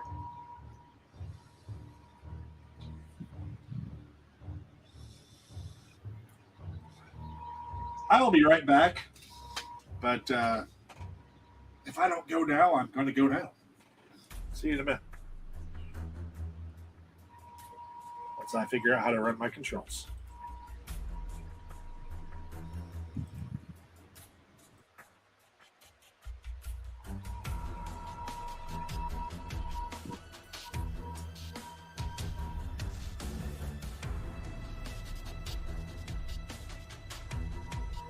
We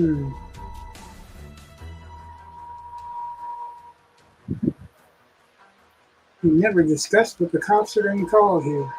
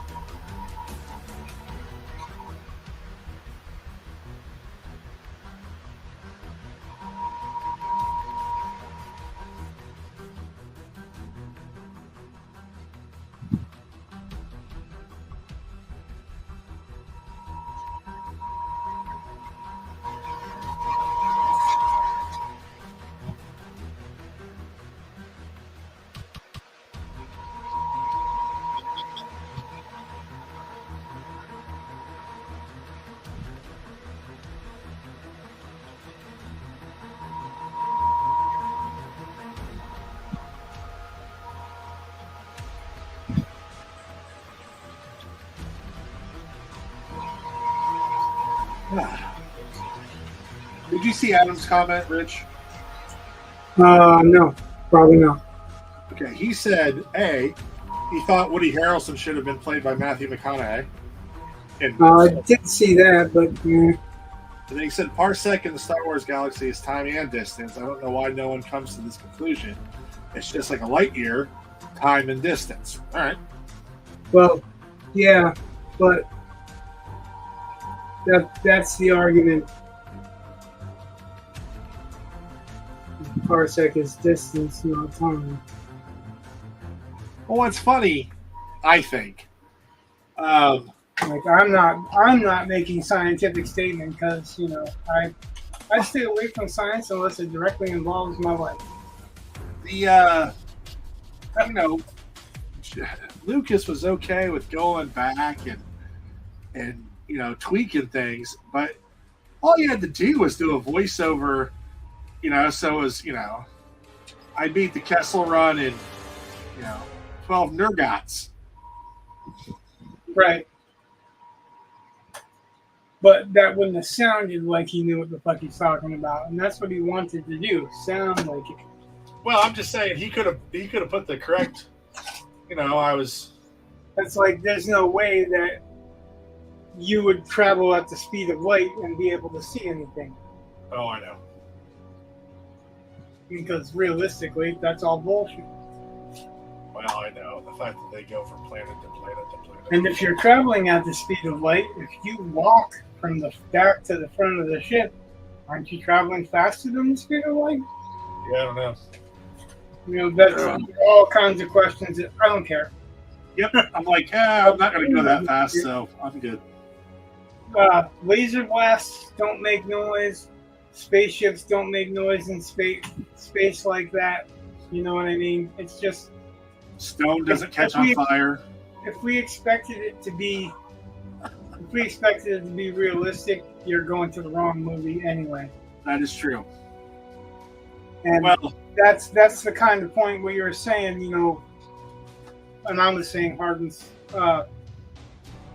high magic and low magic, or high fantasy and low fantasy, hard and soft science fiction, right? Yeah. It's all about how many rules you expect. Well, Star Wars has space opera. Space opera is fantasy in space. It's because George Lucas, for some reason, decided that wasn't good enough. He actually did. Like, he decided that it wasn't good enough to be an accepted and enjoyed by kids to adults. He needed to make it a more adult premise. He needed to put more adult in the story, but he didn't. It was fine the way it was. Adults and kids loved it together. It was how long? 20 years before he remade them to fit the new narrative, something like that. Yeah, I don't know. When did he put out the remakes of the original trilogy so that he could pay for the prequels? The 90s. That's when it started coming out. Yeah, I was thinking late 90s, but yeah, I mean, essentially 20 years after the first one, he releases it again in the theater. And what did he add to it that was, so big?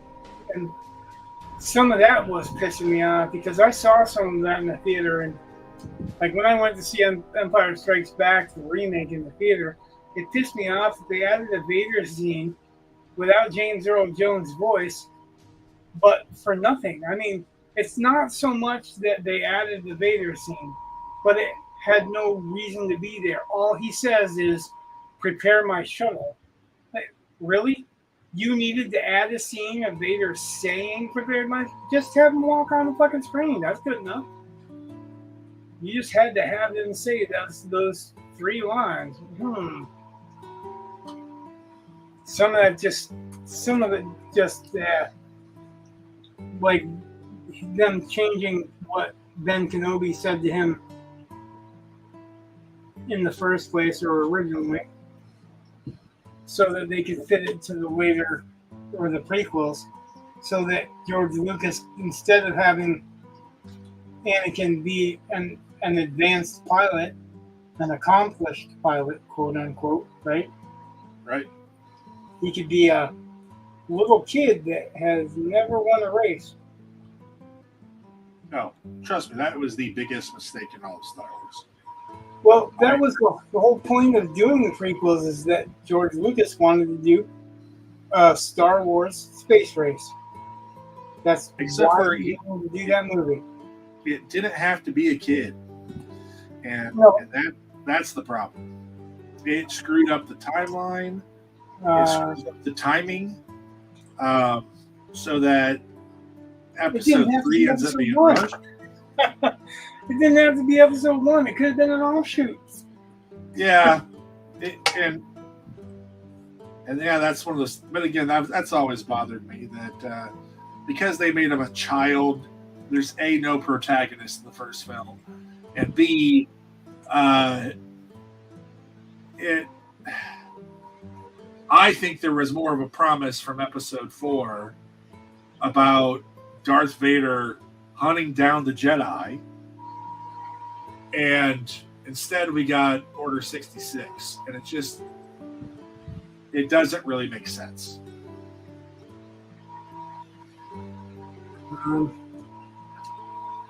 I guess I wasn't looking for Darth Vader hunting down the Jedi as much as you were looking for that. Yes. But I definitely wasn't happy with the motivations of him turning to the dark side. I wasn't happy with him going from I love you, I love you, I love you, till he got sick of hearing I love you in the first or second episode. And then the good chunk of the third episode, which is why supposedly he went to the dark side to begin with, right? Right. And then he's going to kill her because she shows up. Because she shows up.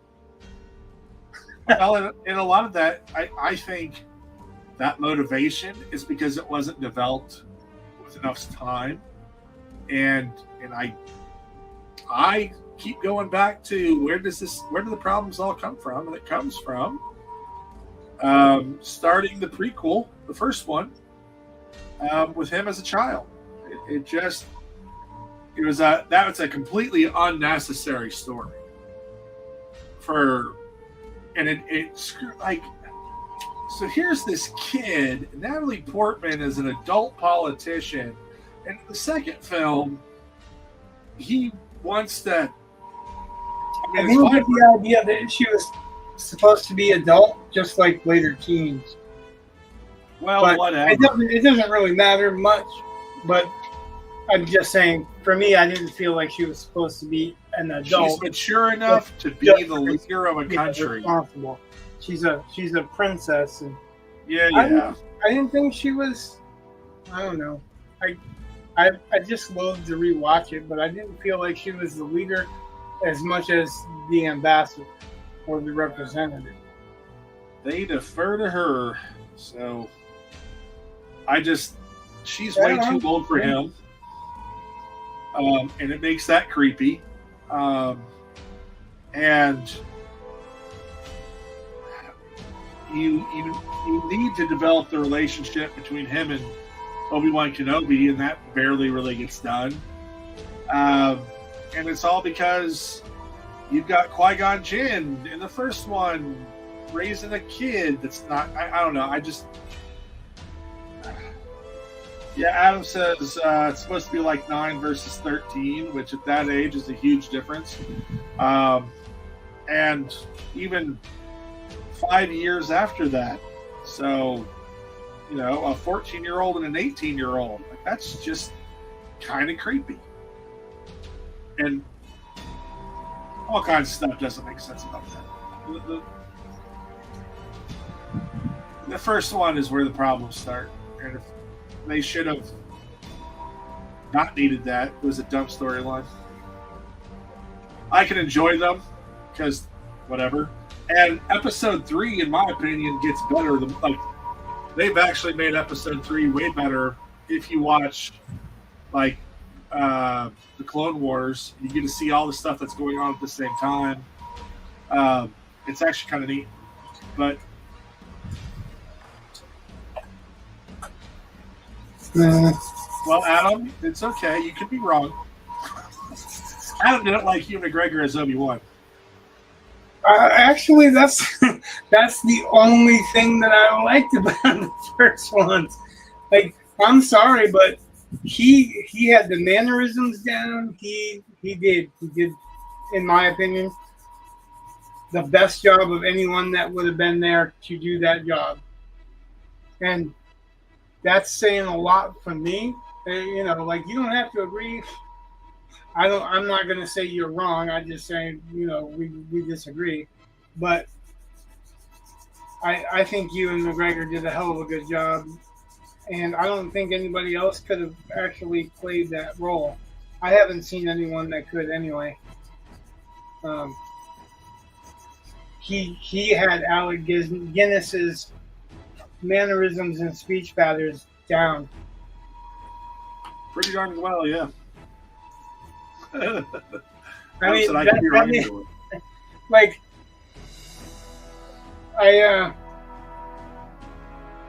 don't know if I agree with the storyline with him. You know what I mean? So I'm not talking about, like, I don't think it was Ewan McGregor. If there's a fault in Obi-Wan, I don't think it's Ewan McGregor. I think it's the script writers or the direction, or both. But I think Ewan McGregor did an exceptional job, and I can only say that about him in a limited number of movies. So there's only a limited number of movies that I would. Have we talked about this before? Like, for me to be all that way about an actor in a movie, they have to own the role. They have to do it in such a way for me to not be able to envision somebody better for the role. You know what I mean? Like, I'm not saying that that's a fact, period. It's just my opinion. But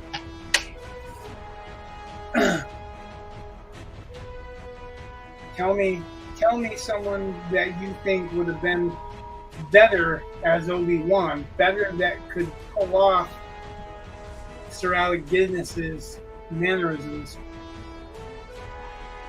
Alec Guinness when he was 40. What's that? Alec Guinness when he was 40.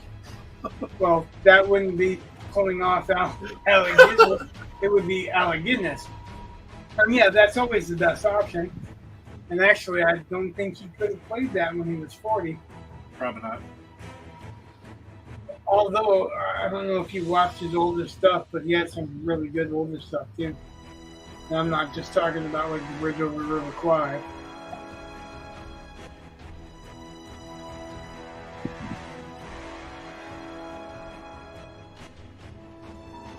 Well, according to the board that they set down in the first one, he should have been an accomplished pilot. I don't think you're an accomplished pilot at 18. I think you could be an accomplished pilot at maybe 21. Oh, I don't know. Depends on if he starts and force stuff. So. Also, does time accumulate the same way as we think it does in the Star Wars world? Because I know they have a standard time because they have a galaxy or a big, huge. No way. Kenneth Branagh. No way. Actually, now, I think that would be interesting. I like him, and I've liked him in a lot of roles that I've been expecting to like him in. Well, I don't see him much different from Ewan McGregor in that role. Nah. I don't see him being better than Ewan McGregor. I see him being, Kenneth Branagh in that role. Right. I mean, and that might have been, which is kind of interesting. Don't get me wrong. I liked him a lot in Mary Shelley's Frankenstein.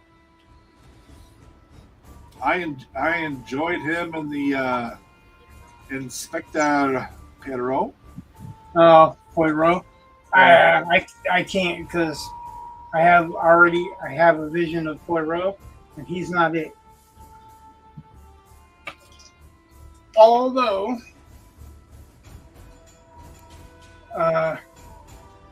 John Malkovich pulled it off.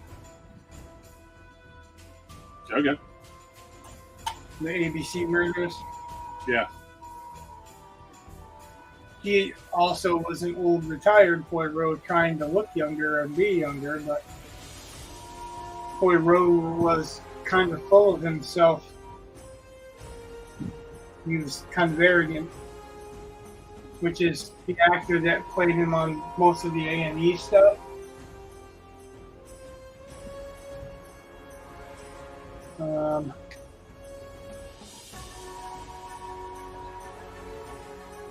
David Suchet. I think he did a good job of portraying that arrogance, and to me, he's pretty much Poirot. He said John Malkovich pulled it off, but John Malkovich pulled off an aging Poirot, so and it was like almost aging to the point where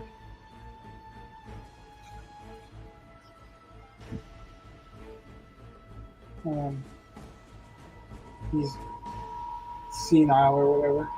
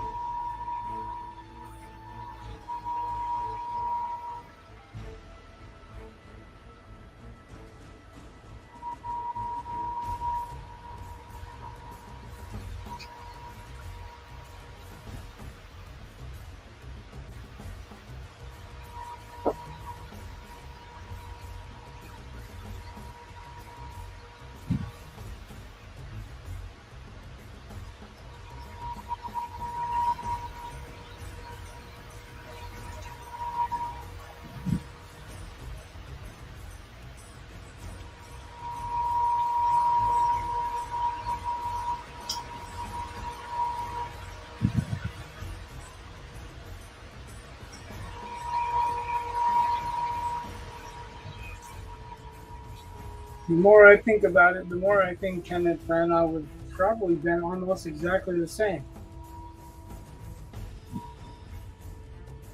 I can hear the mannerism in his voice, but that just leads me to believe that Ewan McGregor and Kenneth Branagh either grew up in the same area or went to the same like acting schools or something like that.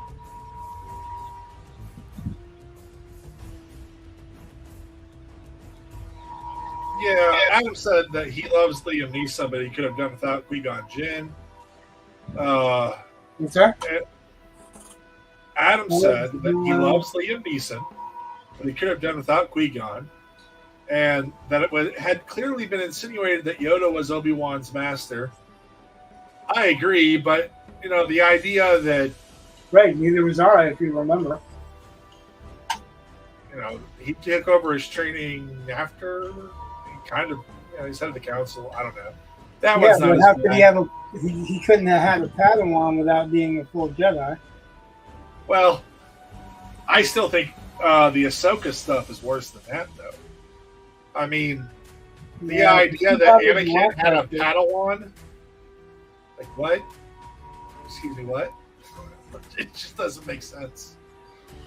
So, like some of that stuff, it's like, all right. Well, it doesn't make sense for Palpatine to have survived when nobody else that went down. I guess, never mind. I was going to say nobody else that went down the hole did, but Darth Maul did. You just didn't see it in the movie. Right. He was cut in half. Not some tiny little hole.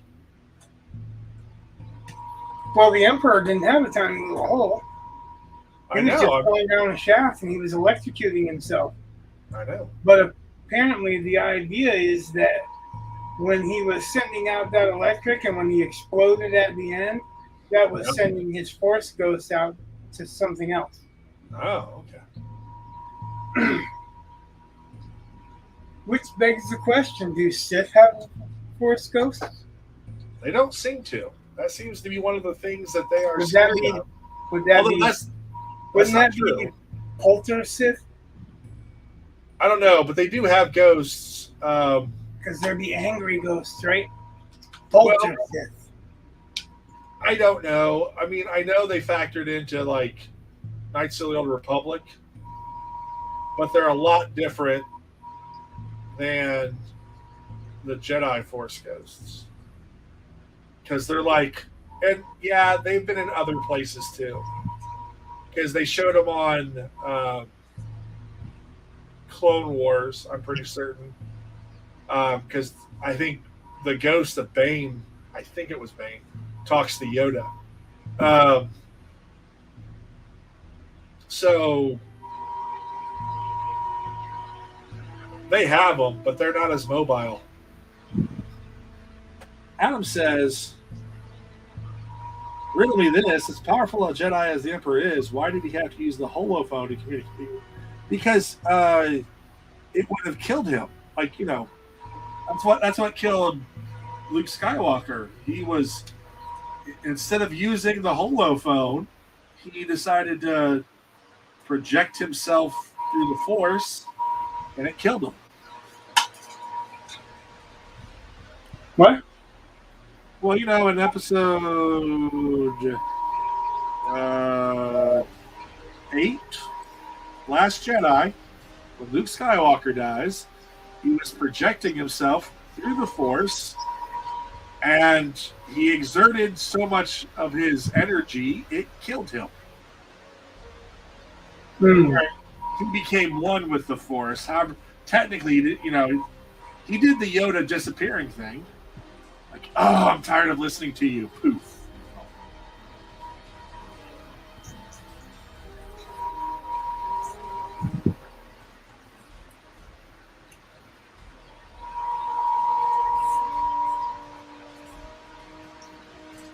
The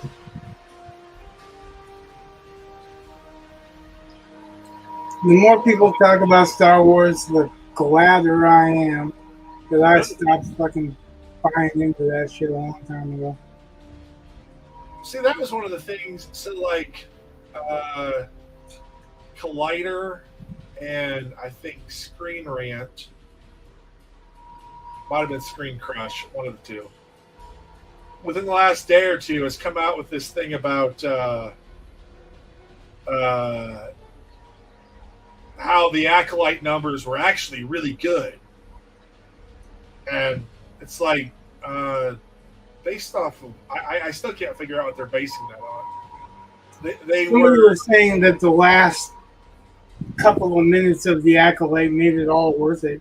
And I was like, I can't imagine that could ever be true. It did not. It was terrible. And if they're saying, oh, because there was Yoda, they've ruined Yoda. Yeah, I don't know. I didn't explore why they said that. I was just like, yeah, I don't buy it. Well, it's just, you know, they have this. They basically allude to the idea that there was a big conspiracy to cover up the Sith stuff, and the ending, it leaves it ambiguous as to how much Yoda knew. But it seems, it's lore breaking. I'm sorry. And I don't understand. That doesn't save the show at all. It made it worse. I think, no. And then, of course, all these people, oh, I love this show. I just love it. I just think it's the greatest. And I'm just like, why? Based on what? Like, it didn't have good characters. It doesn't make sense. It contradicts canon. I just, like, what? Well, you know, there's no such thing as canon anymore, so. I guess that's one thing you can take off the list.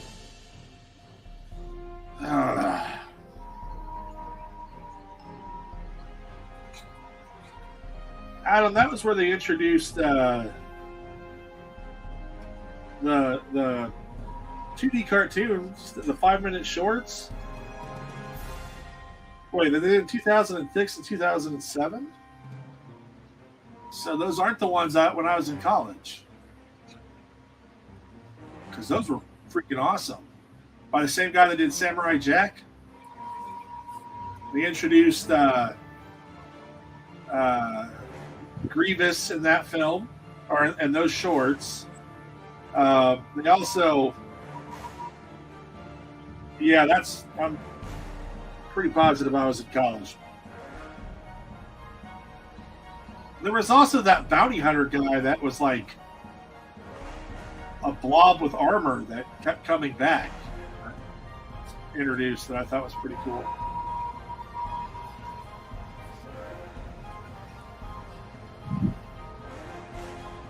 The Acolyte is a diet program.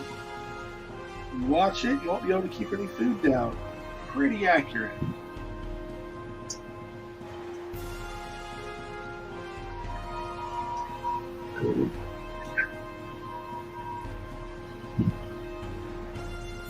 I can't tell you how much you guys make me glad that I don't watch this shit. Hey, Andor was good. I don't know why. Andor was good. Yeah, Mandalorian hasn't been bad. It sounds like you got a choice.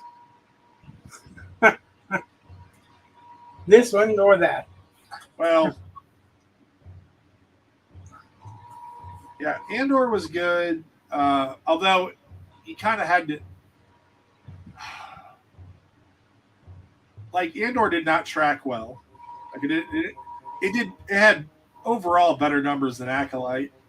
But Andor was so obviously 3 90-minute episodes that they broke into 9 episodes. And you really needed to watch them in sets of 3. And so, like, I kind of, instead of every episode kind of having a climax and a denouement or whatever, it was all just set up for an episode, set up for another episode, payoff for the third. And I can see people not liking that when they spread it out over weeks. Because they would just end abruptly. You would just you'd be watching it and like, oh, it's in. Like, you had no idea you were coming to it. So it's kind of interesting.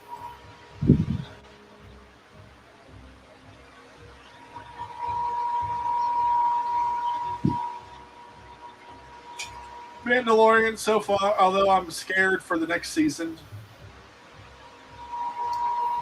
Because I feel like they are trying to do they're trying to replace the Mandalorian with Bo-Katan. And I'm like, okay. You wanted to do an episode about Bo-Katan, do an episode or a show about Bo-Katan, do the Bo-Katan show.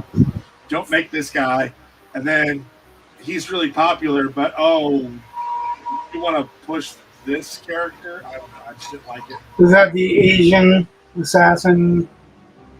Bo-Katan was she's a Mandalorian. Yeah. And Wasn't she like an Asian assassin or something?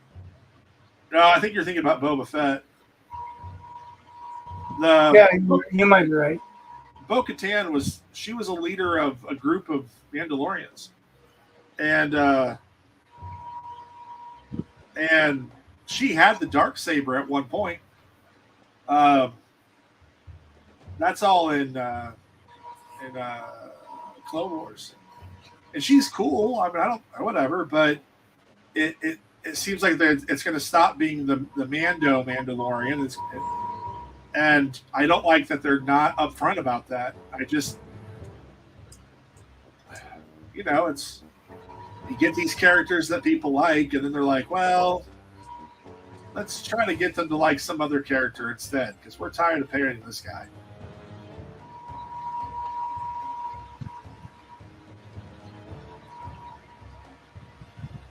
That's because they can't consistently write a politically correct character. Well, it's because they would have to have personality traits that divert from the message. Yeah. The more that you invest in that character, the more that you investigate that character, explore that character, you're going to have to find something that somebody's not going to like. And they want super bland characters that everybody will like and nobody can be offended by, which don't really exist, but Right. I did see there's a guy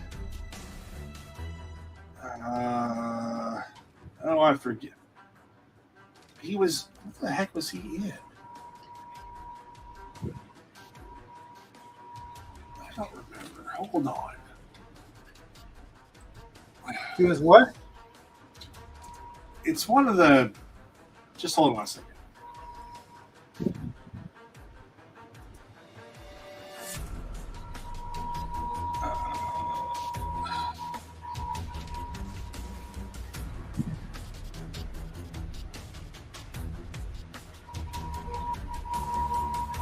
Yeah, Ahmed Best, who he played a Jedi who gets killed off pretty fast. Anyway, he and I forget who the director is, are asking. They want to make a John Wick style Star Wars film. And I'm sure Disney would never say yes to that, but it sounds pretty cool. That could be very cool. But I don't know about that. I don't think I agree with that. Well, that's okay, but I still think it would be cool. Or it could be cool. Nope, that's fine. I'm just saying I don't think I agree with it. And the reason I don't agree with it is because Star Wars was never meant to be the kind of thing that John Wick explores.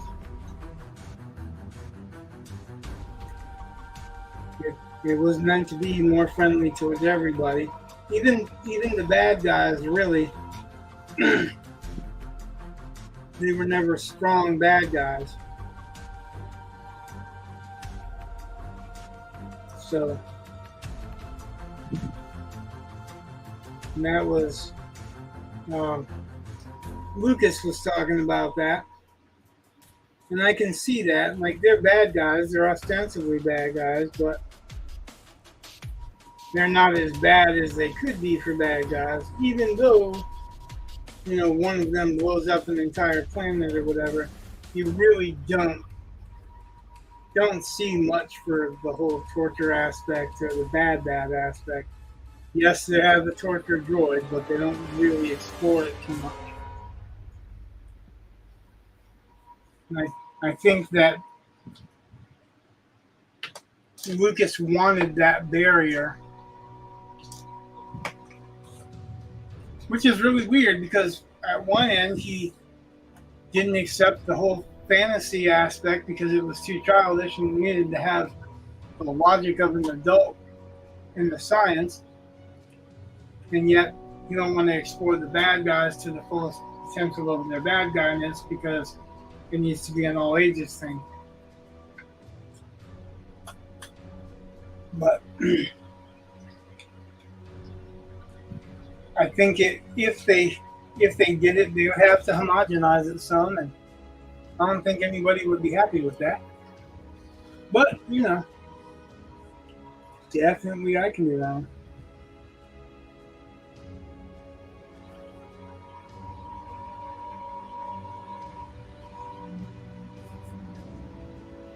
But fortunately, I don't watch Star Wars anymore anyway, so.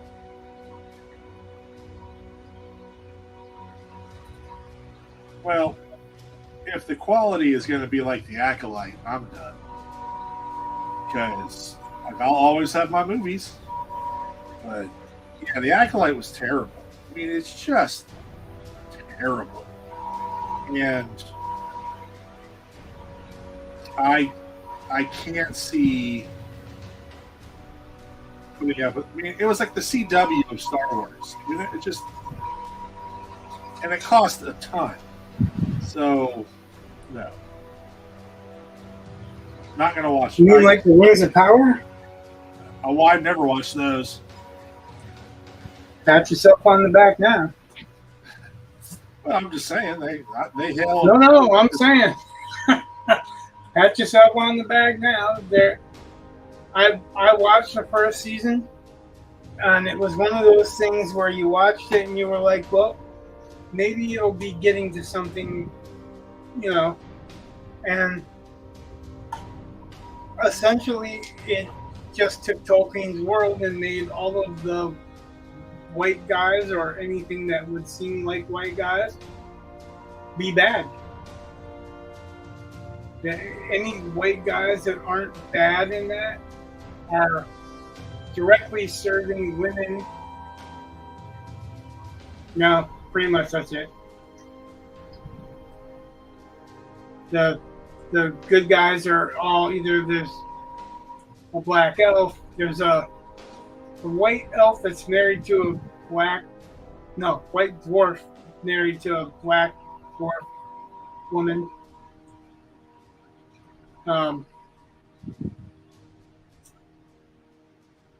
Galadriel and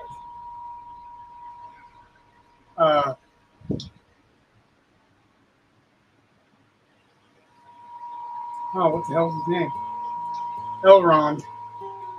And Elrond is a half breed, not an elf, and he's a betrayer. He betrayed her,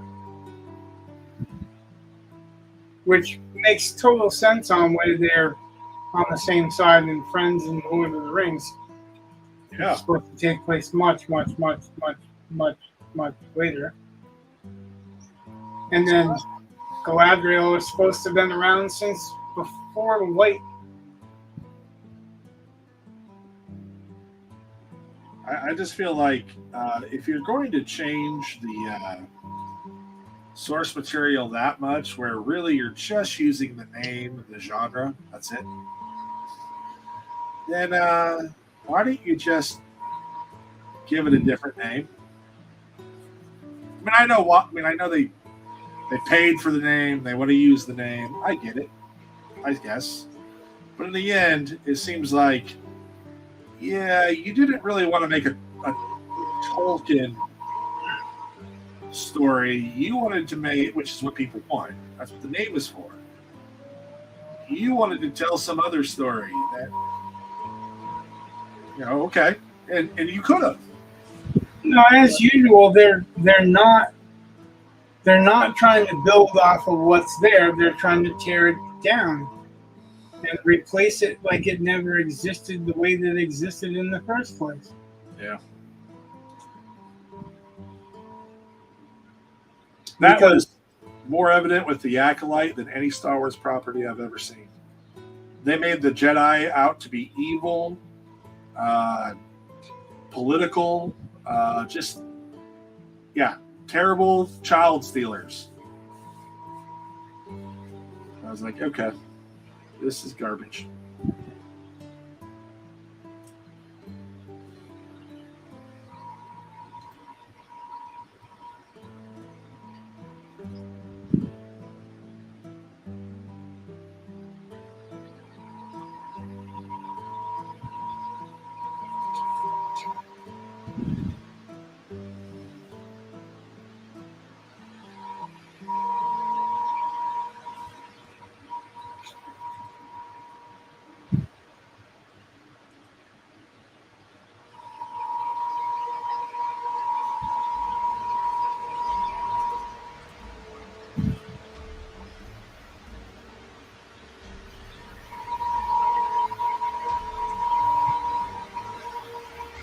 Yeah, that goes right back to what we've said before, and we'll say again, I'm sure. There are plenty of opportunities to take a world that exists and write about characters that don't.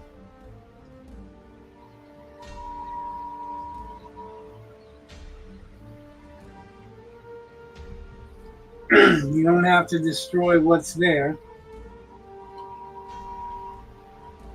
Or write a fantasy, your own fantasy, you know?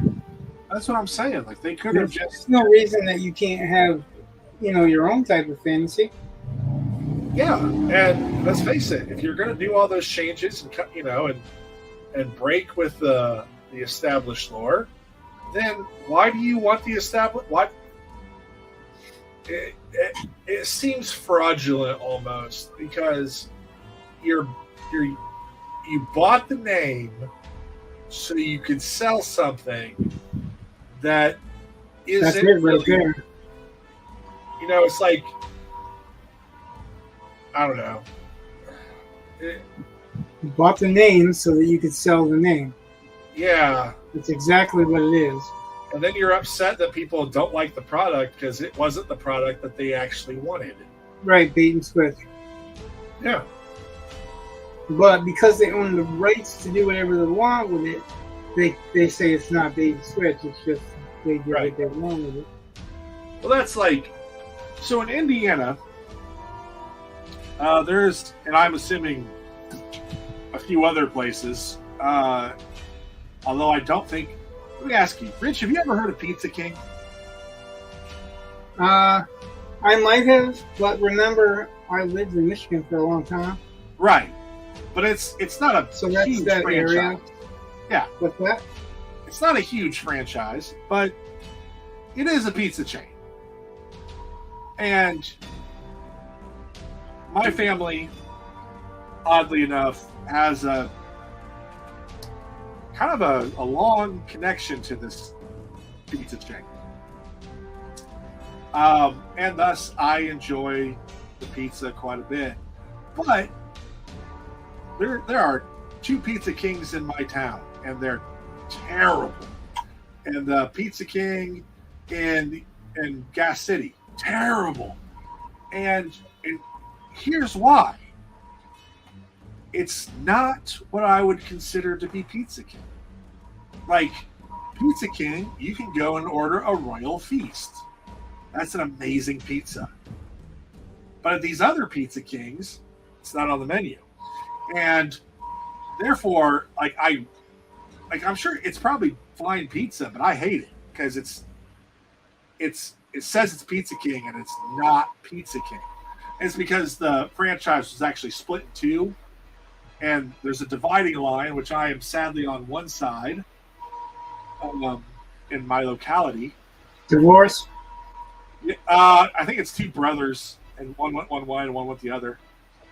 And so I can't there was a Pizza King by my mom where I was like, this is not pizza. Like, it's pizza and it's not bad. It's just it's not Pizza King. Like, I know what Pizza King is like.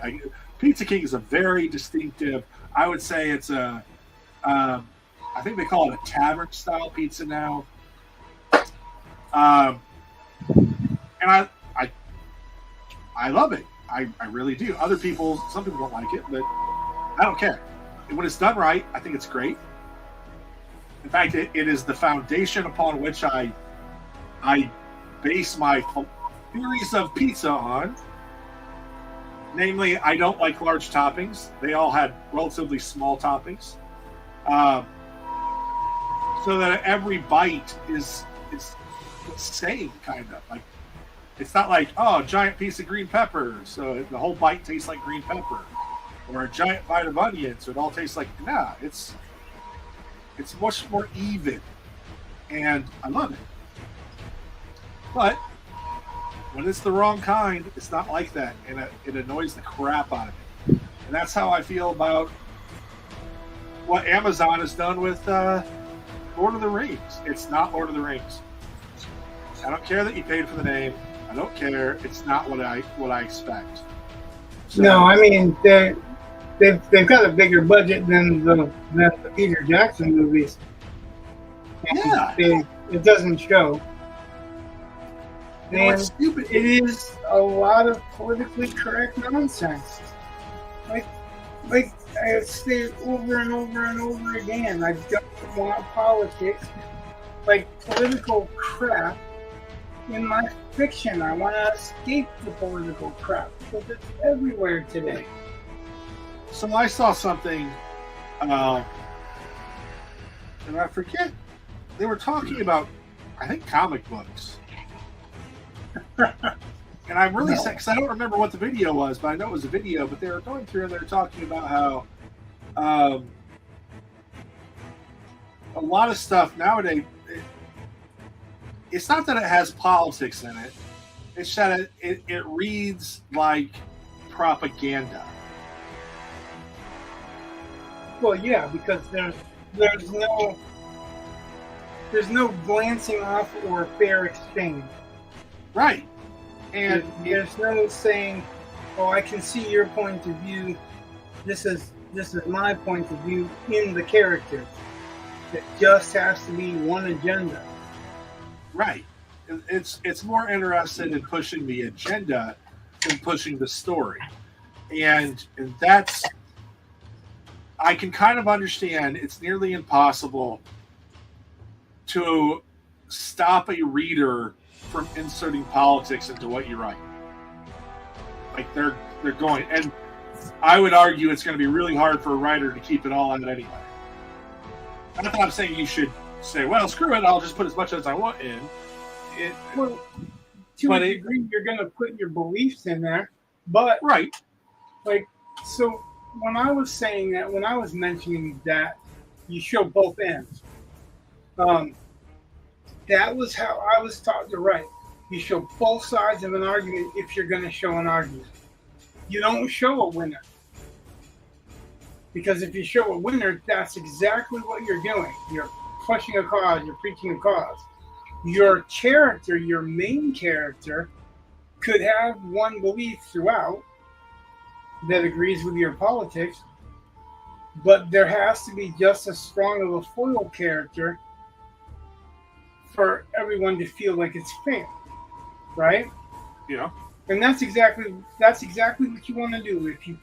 If you're putting a political content or a political argument or a political hotspot in your book, whether it's comic book, whether it's novel, whether it's pamphlet, if you want to engage the most amount of people, you have to treat both sides fair.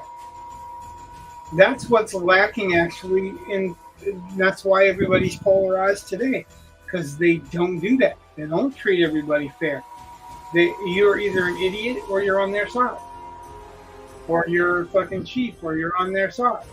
You know, there's no, oh, this is a fair view. Like there's a bunch of causes that I know that are on the political opposite side of me, but some of what they're saying and what they're meaning and what they want, I think are good things. It's just how they go about getting those good things that pushes me away. But they also don't treat my side of the argument, my point of view, fairly.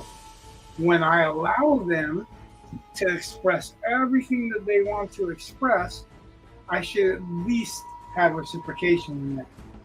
Yeah. So if you're writing politics, unless you are writing propaganda, it behooves you to show that there is another side and that there is a reasonably intelligent other side, right? Right. That's all I'm saying on that subject. Probably not, but for now.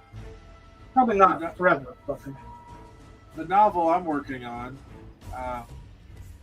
one of the things I've been trying to do is the antagonist. Like I've been doing, like I go back and forth between the protagonist POV and the antagonist POV.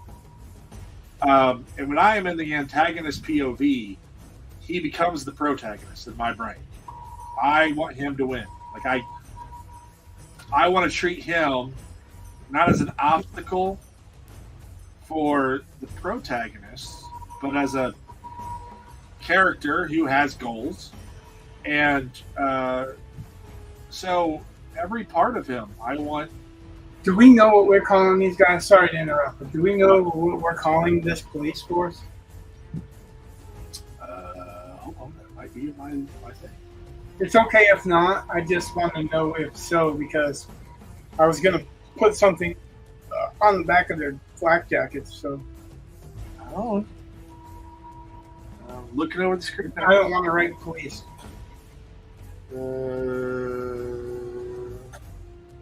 So there's a member of the Blood Guild, and it says detective, and yeah,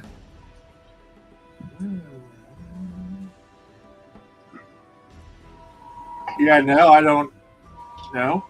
Okay, I'll just leave them lightly sketched until we figure it out now. I mean, do you want to call him something? Well, obviously they're going to be called something, but like for instance, like the DEA will have DEA on their jackets, not Drug Enforcement Administration. This is more like. This would be more like. It's not a royal guard because it's not a royal thing, but I would think this is more of just. It's a military police state, right? But we haven't named the soldiers police yet. And right. That's what I'm saying. I don't want to call them just regular police. I don't want to call them just regular soldiers because you can't write. Well, I guess you. I don't. That would be NSP or NSA, something. Not an NSA. It doesn't work. Shiloh. You don't have to come up with it right now. I was just, saying like, if there was, I was going to put something in that space. I wouldn't put it on the front, but I would put it on the back because that's where you see police, NSA, FBI. Of course, maybe that's just the USA. Maybe they don't do the same thing in other countries. I know they do in some other countries, but. Yeah, a lot of times you can see like poli-sci and whatnot.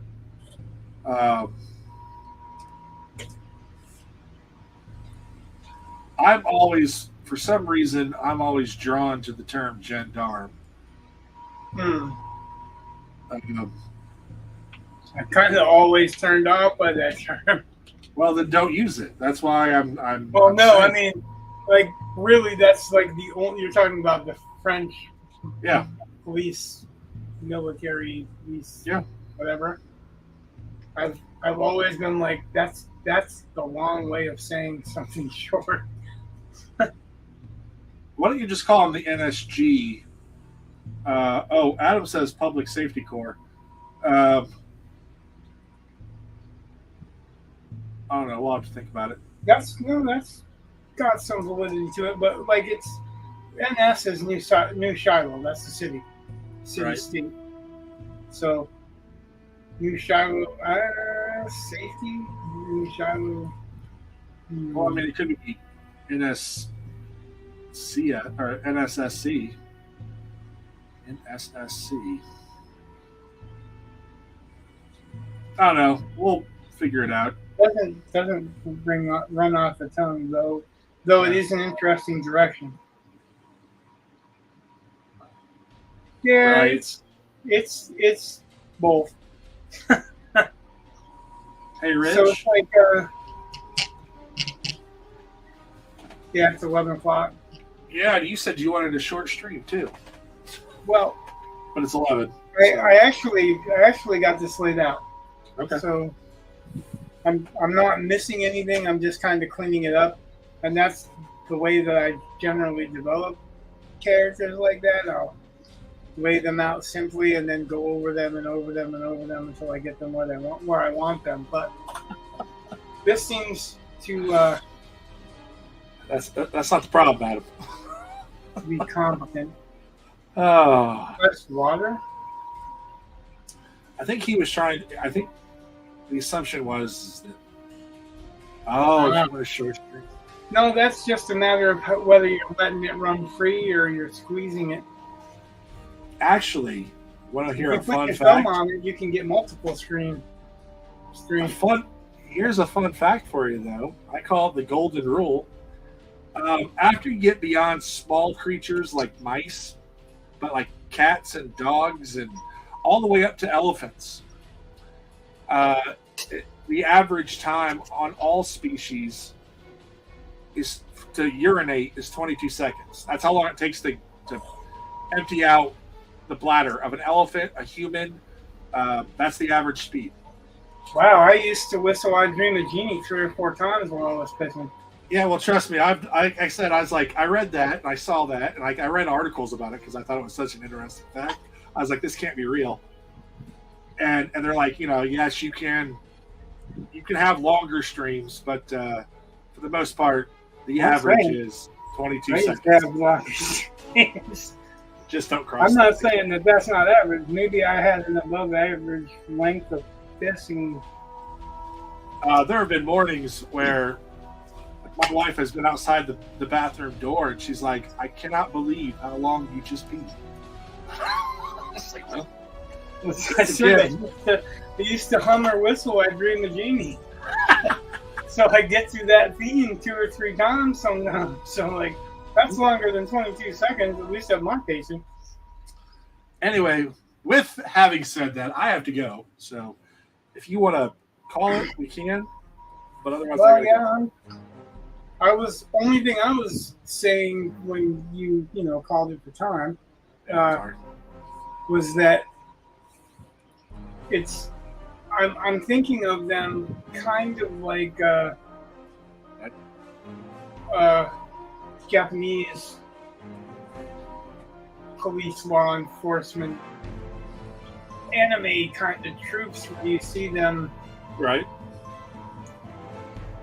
depicted doing pretty much everything. They're crowd control, they're attacking Godzilla, but we just have one guy that's actually also an investigator. So, but yeah, now that's a thing that we should probably come up with. It's not super important. You have to remember it. I just have to remember the initials. Yeah. All right, so we are ending the stream. Thank you guys for showing up. Thanks, Adam, for showing up. You know you're getting to be the steady now. We had other subscribers that were pretty steady, and now I don't see them, but now we see you. We're not disappointed. We're just disappointed the other guys are not showing up either. So we missed anyway, yes, thanks for watching. Thanks for liking and subscribing. If you like and subscribe, God bless. Good night. Much love. Peace.